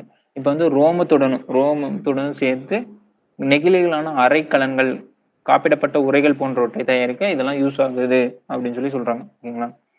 பிளாஸ்டிக்லான அரைக்கலன் ஓகே அதெல்லாம் தயாரிக்க வந்து இது வந்து யூஸ் பண்ணாங்க அப்படின்னு சொல்றாங்க. மேலும் இவை பருத்தியுடன் கலந்து போர்வை, கம்பளங்கள் தயாரிக்க பயன்படுகிறது. அப்புறம் சணல் உற்பத்திக்கு வந்து பாத்தீங்கன்னா, மேற்கு வங்கத்தில் உள்ள ஹுக்ளி ஆற்றங்கரை நெடுகிலும் அமைஞ்சிருக்கு. ஓகேங்களா? இது எங்கெங்க இருக்கு அப்படின்னு சொல்லுங்க. டிட்டகார், ஜகடெட், பச், ஹவுரா மற்றும் பத்ரேஸ்வர் முதன்மை சணல் உற்பத்தி மையங்களாகும். இதெல்லாம் ஓகேங்களா? ஏன்னா ஹூக்ளி ஆற்றங்கரைக்கு பக்கத்துல தான் இந்த சணல் பொருட்கள் வந்து அதிகமா இருக்கு அப்படின்னு சொல்றாங்க. அடுத்து வந்து பாத்தீங்கன்னா பட்டு. மத்திய பட்டு ஆராய்ச்சி தொழில்நுட்ப நிறுவனம் வந்து இருக்கு. இது வந்து பாத்தீங்கன்னா பட்டு வளர்ப்பு மற்றும் தொழில்நுட்பம் சார்ந்த ஆராய்ச்சிகளுக்கு என நிறுவப்பட்ட நிறுவனம் ஆகும். இந்நிறுவனம் வந்து பாத்தீங்கன்னா பெங்களூருவை தலைமையிடமாக கொண்டு ஓகேங்களா தலைமையிடமா வந்து கொண்டு வந்து செயல்படுது. அங்க வந்து சில்க் போர்டுனே ஒரு இடம் இருக்கும்னு வச்சுக்கோங்களேன். தலைமையிடமாக கொண்டு இந்திய அரசாங்கத்தோட பட்டு வளர்ப்பு வாரியத்தால் 1983வது ஆண்டு தொடங்கப்பட்டது. ஓகேங்களா? ஒன்றும் இல்லை, தலைமையிடம் பெங்களூர் அது ஆச்சுங்க ஈஸி. ஓகேங்களா? பட்டு நெசவாலைகள் பழங்காலம் தொட்டே இந்தியா பட்டு உற்பத்திக்கு பெயர் பெற்றது. ஓகேங்களா? ஏன்னா இந்தியாவோட பாரம்பரிய பட்டு வந்து மிகவும் மதிப்பு மிக்கது. அதோட குவாலிட்டி ரொம்ப ரொம்ப அதிகம். அதாவது காஞ்சிபுரம் பட்டுன்னு சொல்லுவாங்கல்ல அது மாதிரி அதே மாதிரி ஒவ்வொரு மாநிலத்திலும் ஒவ்வொரு பட்டு வந்து பாத்தீங்கன்னா இந்தியாவில் இருக்கு, இம்பார்ட்டன்டா இருக்கு. ஓகேங்களா? கச்சா பட்டு உற்பத்தியில் இந்தியா வந்து சீனாவிற்கு கிடைப்பதாக கச்சா பட்டுனா மூலப்பொருள். ஓகேங்களா? பட்டு உற்பத்தியில வந்து பாத்தீங்கன்னா கச்சா பட்டுல வந்து இந்தியா வந்து செகண்ட் பிளேஸ்ல இருக்கு சீனாக்கு அடுத்து. கர்நாடக மாநிலம் பட்டு உற்பத்தியில் இந்தியாவோட நான் சொன்னேன்ல எங்க வந்து பாத்தீங்கன்னா மோஸ்டா வந்து பாத்தீங்கன்னா அந்த நிறுவனத்தை நிறுவாங்கன்னா அந்த பட்டு இல்லைன்னா அது அது வந்து எங்க அதிகமா கிடைக்குதோ அந்த பிளேஸ்ல அதோட நிறுவனத்தை நிறுவுவாங்க. ஓகேங்களா? கர்நாடக மாநிலம் பட்டு உற்பத்தியில முதன்மை மாநிலமா இருக்கு. மேற்கு வங்கம், ஜம்மு காஷ்மீர், பீகார், ஜார்க்கண்ட், உத்தரப்பிரதேசம், சத்தீஸ்கர், பஞ்சாப், அஸ்ஸாம் மற்றும் தமிழ்நாட்டுல வந்து முக்கியமான பட்டு உற்பத்தியாளர்லாம் இருக்காங்க. ஓகேங்களா? ஒரு குறிப்பிடத்தக்க இந்திய வர்த்தகத்துறை அமைச்சகத்தின் கீழ் நவம்பர் 20, 1975 தொடங்கப்பட்ட கைத்தறி வளர்ச்சி ஆணையர் அலுவலகம். இது மேல கொடுத்திருக்கணும், இங்க கொடுத்திருக்கான். சரி, ஓகே. கைத்தறி வளர்ச்சி ஆணையர் அலுவலகம் தற்போது இந்திய ஜவுளித்துறை அமைச்சகத்தின் கீழ் புதுடெல்லியில் உத்தியோக் பவனை தலைமையிடமாக கொண்டு செயல்பட்டு வருகிறது. கைத்தறி வளர்ச்சி ஆணையம் எங்க தலைமையிடம்னா புதுடெல்லி, உத்தியோக் பவன் சொல்லி சொல்றாங்க. ஓகேங்களா? நவம்பர் 20, 1975. டேட் எல்லாம் படிக்கணுமா ரொம்ப ரொம்ப அவசியம்லாம் இல்லை. ஜஸ்ட் இயர் மட்டும் ஞாபகம் வச்சுக்கவே போதுமானதுதான். ஓகேங்களா?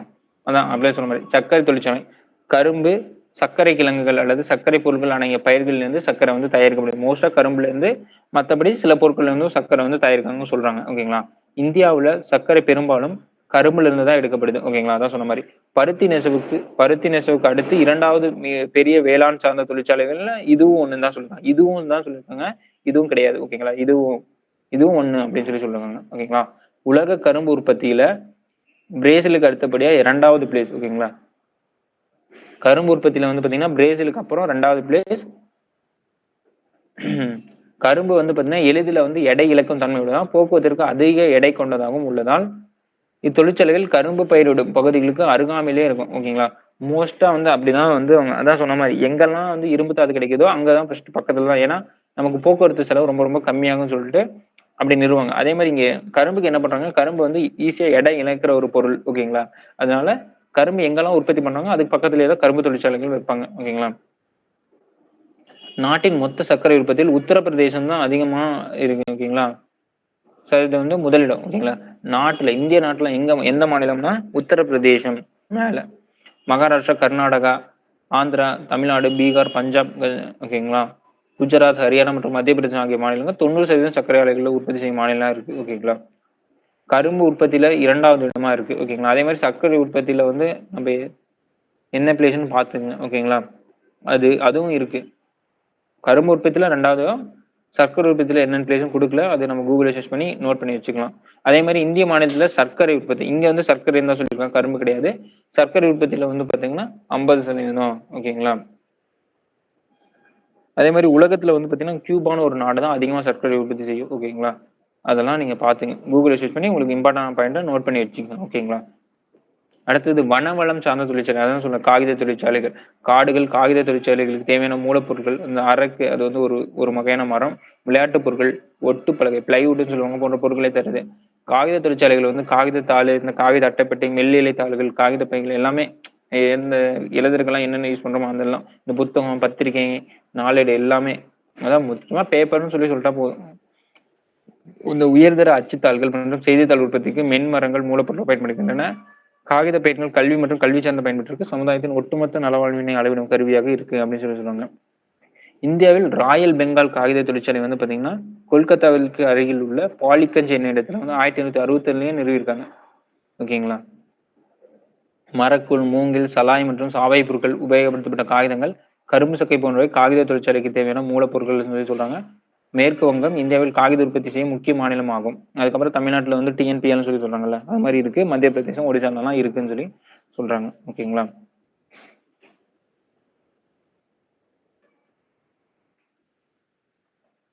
டைம் ஆச்சு, முடிச்சுக்கலாமா இல்ல இந்த கனிமம் சார் தொழிற்சாலையும் முடிச்சுக்கலாங்களா?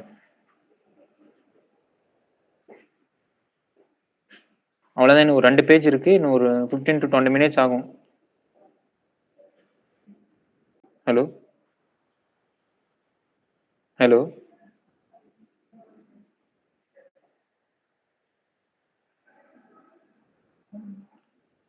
போய்க்கலாங்களா இல்ல இதை முடிச்சுட்டு போய்க்கலாங்களா?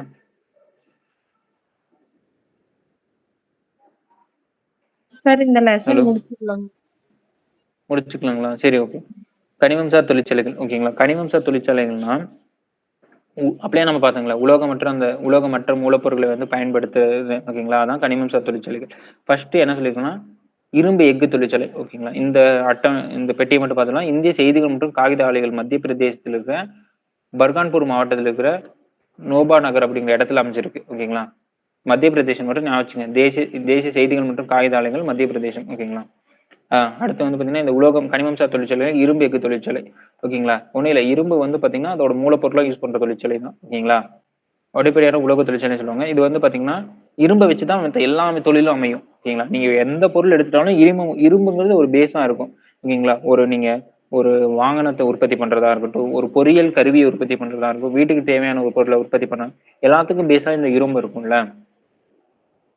அதான் சொல்றோம். ஓகேங்களா? இந்த பொறியியல், கனரக இயந்திரங்கள், இயந்திர கருவிகள், வாகனங்கள், ரயில் என்ஜின், ரயில்வே உபகரணங்கள் தயாரிக்கும் தொழிற்சாலைகளுக்கு இரும்பு வந்து ஒரு முதன்மை மூலப்பொருளா இருக்கு அப்படின்னு சொல்றான். ஒரு நாட்டோட தொழில் வளர்ச்சி வந்து பாத்தீங்கன்னா இரும்பு எஃகோட உற்பத்தி வந்து அளவு கொண்டுதான் தீர்மானிக்கப்படுது. ரொம்ப ரொம்ப இம்பார்ட்டன்ட். ஓகேங்களா? ஒரு நாட்டோட ஏன்னா சில நாட்டுல வந்து பாத்தீங்கன்னா அவங்களுக்கு இரும்புங்கிற வளமே இல்லை. அவங்க வந்து பிற நாட்டுல இருந்து இம்போர்ட் தான் பண்ணுவாங்க. ஓகேங்களா? அதான் அந்த நாட்டோட தொழில் வளர்ச்சி இரும்பு எஃகு வந்து எவ்வளவு உற்பத்தி பண்றாங்களோ அதை வச்சுதான் தீர்மானிக்கப்படுதுன்னு சொல்லுவாங்க. இதுல வந்து பாத்தீங்கன்னா டாடா இரும்பு எஃகு தொழிற்சாலை வந்து பாத்தீங்கன்னா 1907 ஜம்ஷெட்பூர்லயே ஸ்டார்ட் பண்ணிருப்பாங்க. ஓகேங்களா? இது பின்னாடி பார்ப்போம் இந்தியாவுல இருக்க எங்கெங்கெல்லாம் இரும்பு எஃகு தொழிற்சாலை இருக்கு அப்படின்னு சொல்லி. ஏன்னா இரும்புங்கிறது அவ்வளவு ரொம்ப ரொம்ப இம்பார்ட்டன்டான ஒண்ணு. ஓகேங்களா? ஏன்னா எல்லா இடத்துலயும் நம்ம இரும்பு மோஸ்டா யூஸ் பண்ணிருக்கோம். ஓகேங்களா? அதோட வளம் நமக்கு வேணும், வேணுமே வேணும். ஓகேங்களா? அது எங்கெங்கெல்லாம் இருக்குங்கிறது ரொம்ப ரொம்ப இம்பார்ட்டன்ட். ஆல்ரெடி கொஸ்டினும் கேட்டிருக்கான். அடுத்து வந்து இந்த ஒடிசா ஆகிய மாநிலம் சேர்ந்து ஜாரியா, ராணிகஞ்ச் இங்கெல்லாம் இரும்பு தொழிற்சாலைகள் இருக்குன்னு சொல்லியிருக்கான். இத்தொழிற்சாலைக்கு தேவையான டோலமைட், மேங்கனீஸ் மற்றும் சிலிக்கான் போன்ற தாதுப்பொடிகள் போதுமான அளவில் கிடைக்கின்றன. ஓகேங்களா? அதான் சொல்லுங்க இரும்பு தாது சுரங்கங்கள் பக்கத்துல இருக்கிறனாலதான் அங்கெல்லாம் அமைச்சிருக்காங்க. மேங்கனீஸ்னா வந்து பாத்தீங்கன்னா எஃகு தயாரிக்க யூஸ் பண்றாங்களே அது வந்து சிலிக்கான் போன்ற தாதுப்பொடிகள் போதுமான அளவில் அங்க கிடைக்குதுன்னு சொல்றாங்க. வேற எதுவும் இல்ல. இரும்பு மற்றும் எஃகு உற்பத்தி தொழிற்சாலை முதல்ல வந்து எங்கன்னா தமிழ்நாட்டுல தான் போர்ட்டோ நோவான்னு சொல்லுவாங்க. இங்கதான் சென்னையில தான் சொல்லுவாங்க போர்ட்டோ நோவா. ஓகேங்களா? அந்த இடத்துல வந்து அமைக்கப்படும். இப்ப வந்து பல்லாவரம்னு சொல்லுவாங்க. ஓகேங்களா? கட்டத்துல பாத்துங்க.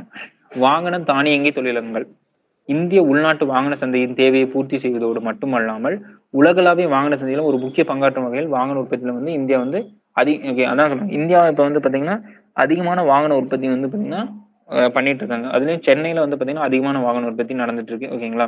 இந்தியாவில் மிக வேகமாக வளர்ந்து வரும் தொழிலகங்கள் இதுவும் ஒண்ணுன்னு சொல்றாங்க. நம்ம அதை முடிச்சுட்டு இந்த வந்துடலாம். ஓகேங்களா?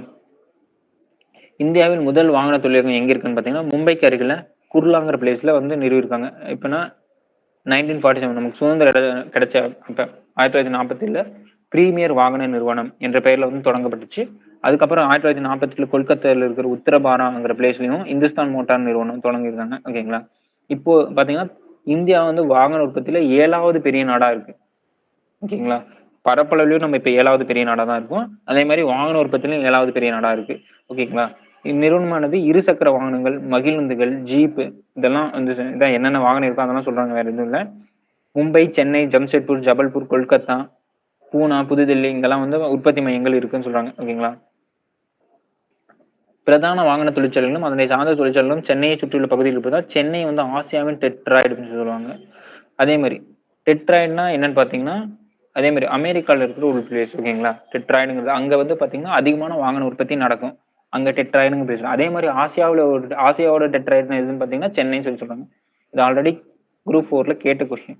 ஓகேங்களா? அதான் சொல்லல இந்த பெட்டியில இருக்கலாம் நீங்க இம்பார்ட்டன்டா படிச்சீங்கன்னாவே உங்களுக்கு மோஸ்டா உங்களுக்கு கொஸ்டின் 1 or 2 கொஸ்டினாவது உங்களுக்கு கண்டிப்பா வந்துடும். அதான் முன்னாடி சொன்னதான். ஏன்னா கொஸ்டின் எடுக்கிறவங்களும் இந்த அதிகமா வந்து பாத்தீங்கன்னா ஃபோக்கஸ் பண்றது பெட்டியில இருக்கிறது தானே உங்களுக்கு முன்னாடி தெரியும். ஸோ அங்கிருந்து கொஸ்டின் அவங்க எடுக்கிறதுக்கான சான்சஸ் அதிகம். அதே மாதிரி ஓகேங்களா? இதை முடிச்சுட்டு வந்தாலும் டாடா மோட்டார்ஸ், மாருதி சுஜுகி, மகேந்திரா மகேந்திரா இதெல்லாம் என்னென்ன நிறுவனங்கள் இருக்குன்னு சொல்றாங்க. இந்துஸ்தான் மோட்டார் போன்ற நிறுவனங்கள் பெரிய கார்களை தயாரிக்கும் இந்திய நிறுவனங்கள். ஓகேங்களா? இந்தியா நிறுவனத்துல பன்னாட்டு நிறுவனங்கள் என்னன்னு பாத்தீங்கன்னா இதெல்லாம் வந்து இந்திய தயாரிப்பு நிறுவனம். பன்னாட்டு நிறுவனம் வேலை ஃபாரின் கண்ட்ரீஸ்ல இருக்கிற இன்ஸ்டியூட் நிறுவனங்கள் பாத்தீங்கன்னா மெர்சிடஸ். ஓகேங்களா? மெர்சிடஸ் பென்ஸ்ன்னு சொல்லுவாங்க. ஃபியாட். ஓகேங்களா? ஜெனரல் மோட்டார்ஸ், டொயோட்டோ மற்றும் சமீபத்தில் இந்தியாவில் நடந்த BMW அப்ப. ஓகேங்களா? BMW, ஆடி, வோக்ஸ்வோகன், வால்வோ ஆகியன இந்திய வாகன தயாரிப்பை மேலும் இதெல்லாம் வந்து பாத்தீங்கன்னா வெளிநாட்டு நிறுவனங்கள். அதே மாதிரி Tata Motors, Ashok Leyland, Essar motor, Mahendran Mahindra, Ford Motors ஆகியன இந்திய நிறுவனங்கள். வர்த்தக ரீதியான வாகனங்கள் அதாவது வர்த்தக ரீதியான வாகனங்கள்னா பெரிய அளவிலான அந்த டெம்போ, அந்த பஸ்ஸஸ் அதெல்லாம் வந்து உற்பத்தி பண்ணுது. ஓகேங்களா? மேன், ஐடிஇசி, மெர்சிடஸ் பென்ஸ், ஸ்கோனியா மற்றும் ஹூண்டாய் போன்ற பன்னாட்டு நிறுவனம் வர்த்தக ரீதியான வாகனங்கள்லாம் வந்தான். பஸ் இப்ப வந்து பாத்தீங்கன்னா ஆர்மி பஸ் இருக்குல்ல அதெல்லாம் தான் வர்த்தக ரீதியான வாகனம். வர்த்தக ரீதியா நம்ம இதெல்லாம் யூஸ் பண்றோம். இந்த வந்து பாத்தீங்கன்னா இந்த குட்டியான ஓகேங்களா இதெல்லாம் வர்த்தக ரீதியான வாகனங்கள் இதெல்லாம் உற்பத்தி பண்றதுன்னு சொல்றாங்க. இருசக்கர வாகனங்கள் உற்பத்தியில வந்து பாத்தீங்கன்னா ஹீரோ, பஜாஜ் ஆட்டோ இதெல்லாம் இம்பார்ட்டன்ட் இல்ல, சும்மா தெரிஞ்சுக்கங்க அவ்வளவுதான். இம்பார்ட்டன்டா இருக்கிறது இது. ஓகேங்களா? தொழிலகங்களோட பெயர், இடம், மாநிலம், நிறுவப்பட்ட ஆண்டு. ஓகேங்களா? அங்க இருந்து என்ன உற்பத்தி செய்யறாங்க. அதே மாதிரி இது வந்து பாத்தீங்கன்னா எந்த கண்ட்ரியோட உதவியில, ஏன்னா நம்ம இந்தியா சுதந்திரம் அடைஞ்சப்ப பெரிய அளவுல நம்ம கிட்ட ஃபண்ட் இல்ல, நிறுவருக்கான அந்த தொழில்நுட்ப வசதியும் இல்ல. அதனால என்ன பண்ணுவாங்கன்னா இந்தியா மத்த கண்ட்ரிகள் கிட்ட கேட்டு மத்த கண்ட்ரி கிட்ட ஹெல்ப் கேட்டு அந்த நிறுவனங்களை வந்து நிறுவுவாங்க. ஓகேங்களா? அதான் அதான் அதனாலதான் இங்க மென்ஷன் பண்ணுவாங்க எந்த கண்ட்ரியோட உதவி அப்படின்னு சொல்லி ஃபர்ஸ்ட் டாடா இரும்பு எஃகு ஜம்ஷெட்பூர் 1911 தேன் இரும்பு. அடுத்து இஸ்கோன்னு சொல்லுவாங்க, இந்திய இரும்பு எஃகு நிறுவனம், பர்ன்பூர், ஹீராப்பூர், குல்டி, மேற்கு வங்காளம். ஓகேங்களா? அதுல எல்லாம் இருக்கு. 1972. ஓகேங்களா? தேனிரும்பு கச்சா எஃகு. அடுத்து விஸ்வேஸ்வரய்யா இரும்பு எஃகு நிறுவனம், பத்ராவதி, கர்நாடகா. இவர் வந்து கர்நாடகத்தை சேர்ந்தவர், அதனால ஈசான ஆட்சியெல்லாம் கர்நாடகா. 1923 என்னென்ன கலப்பு தேனிரும்பு, கடல் பாசி எஃகு. அடுத்து இந்துஸ்தான் எஃகு நிறுவனம் ரஷ்யா தொழில்நுட்ப உதவியோட பிலாய் சத்தீஸ்கர். ஓகேங்களா? அடுத்து இந்துஸ்தான் எஃகு நிறுவனம் ஜெர்மனியோட தொழில்நுட்ப உதவியோட ரூர்கெல்லா ஒடிசா. அதான் சொல்லலாம், இதெல்லாம் நீங்க வரிசையா எழுதி வச்சு படிச்சுக்கலாம். இந்துஸ்தான் எங்கெங்கெல்லாம் இருக்கு அப்படின்னு தனியா வரிசையா எழுதி வச்சு படிச்சீங்கன்னா ஈஸியா இருக்கும். ஓகேங்களா? இதே ரஷ்யா தொழில்நுட்ப உதவியோட சத்தீஸ்கர்ல, ஜெர்மனியோட ஒடிசால. ஓகேங்களா? ரெண்டு பக்க மாநிலங்கள் தான். வருஷம் பாத்துங்க 57, 65. அங்க என்ன அடுத்து இந்துஸ்தான் எஃகு நிறுவனம் இங்கிலாந்து தொழில்நுட்பத்தோட துர்காப்பூர், மேற்கு வங்கம். ஓகேங்களா? இது 1959. அடுத்து இந்துஸ்தான் எஃகு நிறுவனம் ரஷ்யாவோட தொழில்நுட்ப உதவியோட. ஓகேங்களா? ரஷ்யாவோட தொழில்நுட்ப உதவியோட 2 பிளேஸ்ல நிறுவிருக்காங்க. ஒண்ணு வந்து பாத்தீங்கன்னா சத்தீஸ்கர் பிலாய், இங்க வந்து பொகாரா ஜார்க்கண்ட்ல. ஓகேங்களா? அடுத்து வந்து சேலம் எஃகு தமிழ்நாடு, விஜயநகர்னா கர்நாடகால 2 இருக்கு பார்த்து வச்சுங்க. ஒன்னு வந்து விஸ்வேஸ்வரய்யா இரும்பு, இன்னொன்னு விஜயநகர். அடுத்து விசாகப்பட்டினம் தெரியும், ஆந்திரா. ஓகேங்களா?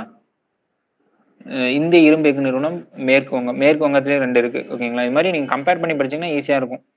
அங்க என்னென்னலாம் தயாரிக்காங்கன்னு பார்த்து வச்சுங்க. ஓகேங்களா? அவ்வளவுதான், வேற எதுவும் இல்லை. இது இம்பார்ட்டன்ட், ஏன்னா இது வந்து கொஸ்டின் கேட்கிற பாயிண்ட். ஓகேங்களா? அதனால இம்பார்ட்டன்ட், படிச்சுக்குங்க. அடுத்தது முடிச்சாச்சு. இந்த வந்து மின்னியல் தொழிற்சாலைகள், மின்னியல் மற்றும் மின்னணுவியல் தொழிலகங்கள். ஓகேங்களா? ஒண்ணும் இல்ல, அதாவது கனரக மின்னியல் தொழிலகமானது மின்சார உற்பத்திக்கு தேவையான உபகரணங்கள், இந்த மின் மாற்றிகள், நீராவி கொதிகலன், நீர் மின்சக்தி தொழில்களுக்கு தேவைப்படும் விசை கடத்திகளை வந்து அனல் மின் உற்பத்தி தொழில்களுக்கு தேவையான கொதிகலன்கள், ஜெனரேட்டர், இதெல்லாம் உற்பத்தி பண்றதுதான் மின்னியல் மற்றும் மின்னணுவியல் தொழிலகங்கள். ஓகேங்களா? சுவிட்ச் கியரு, ஜெனரேட்டரு, இதெல்லாம் உற்பத்தி செய்யறாங்க. இந்தியாவில் கனரக மின்சார தொழில்கள் மிக முக்கியமானது பெல் சொல்லுவாங்க, திருச்சியில் இருக்கு. ஓகேங்களா? பாரத் ஹெவி எலக்ட்ரிக்கல் லிமிடெட் சொல்லுவாங்க. இந்நிறுவனம் ஹரித்வார், போபால், ஹைதராபாத், நமக்கு இங்க திருச்சியில இருக்கு. அதே மாதிரி மற்ற பிளேசஸ் பண்ணா ஹரித்வார், போபால், ஹைதராபாத், ஜம்மு மற்றும் பெங்களூரு, திருச்சி ஆகிய இடங்களிலும் கிளைகளை வந்து இது வச்சிருக்கு. ஓகேங்களா? பாரத் மின் மிகு நிறுவனம் சொல்றாங்க. இந்நிறுவனமானது தொலைக்காட்சி பெட்டி, வானொலி பெட்டி, ரேடியோ, தொலைபேசி இணைப்பகங்கள், செல்லுலார் தந்தி, கணினிகள், அஞ்சல், ரயில்வே பாதுகாப்பு, வானிலை போன்ற துறைகளுக்கு தேவையான பல்வேறு சாதனங்களை உற்பத்தி செய்யுது. அந்தந்த துறைகளுக்கு தேவையான மூலப்பொருட்களை வந்து இந்த பெல் நிறுவனம் செஞ்சு கொடுக்குது அப்படின்னு சொல்றாங்க. வேற எதுவும் இல்லை. இந்தியாவில் மின்னணு சாதனங்களை உற்பத்தி செய்யும் நகரம் பெங்களூர் ஆகும். எனவே பெங்களூரு இந்தியாவின் மின்னியல் தலைநகரம் அப்படின்னு சொல்லுவாங்க. அப்ப இந்தியாவோட மின்னியல் தலைநகரம் பெங்களூர்.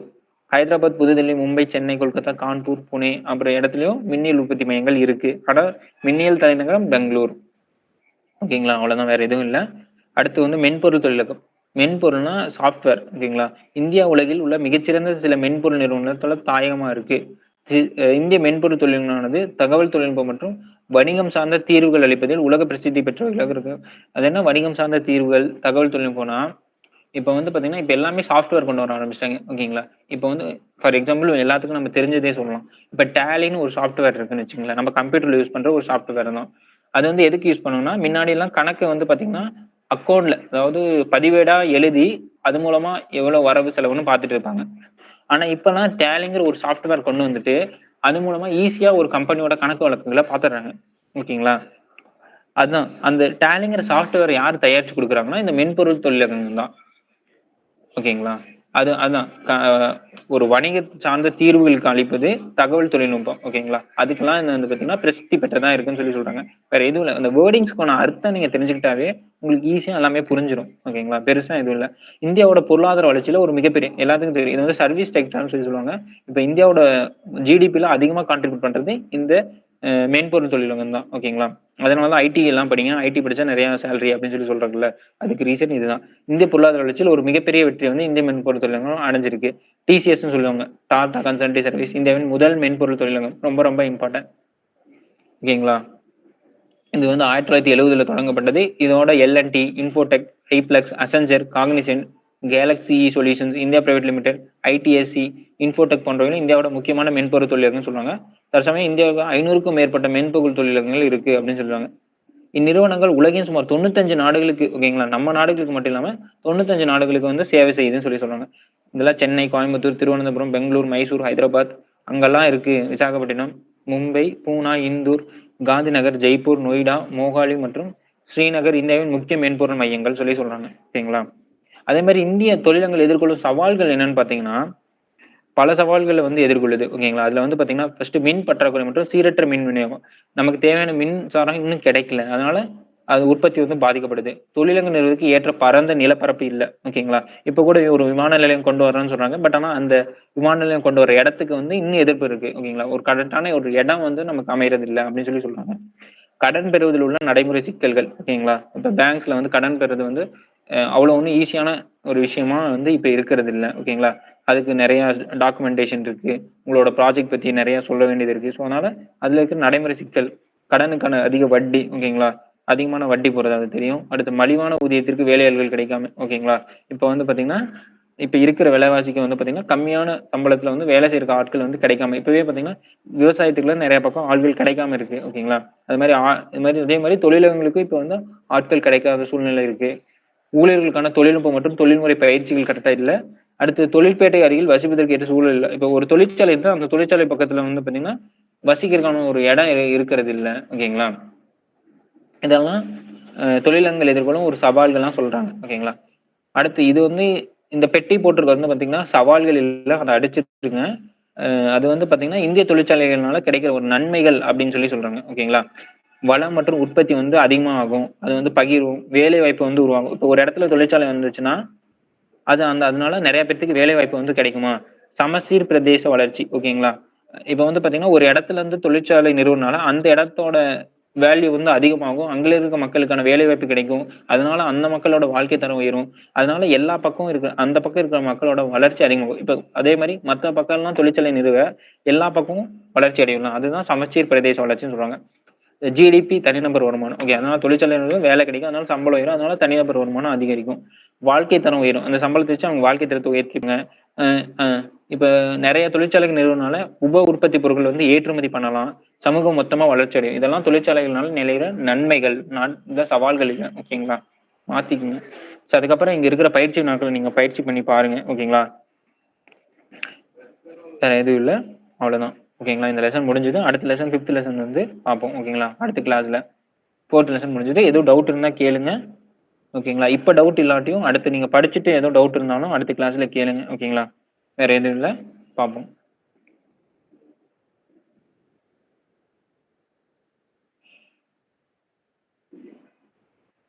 Thank you class sir. முடிச்சுங்களா?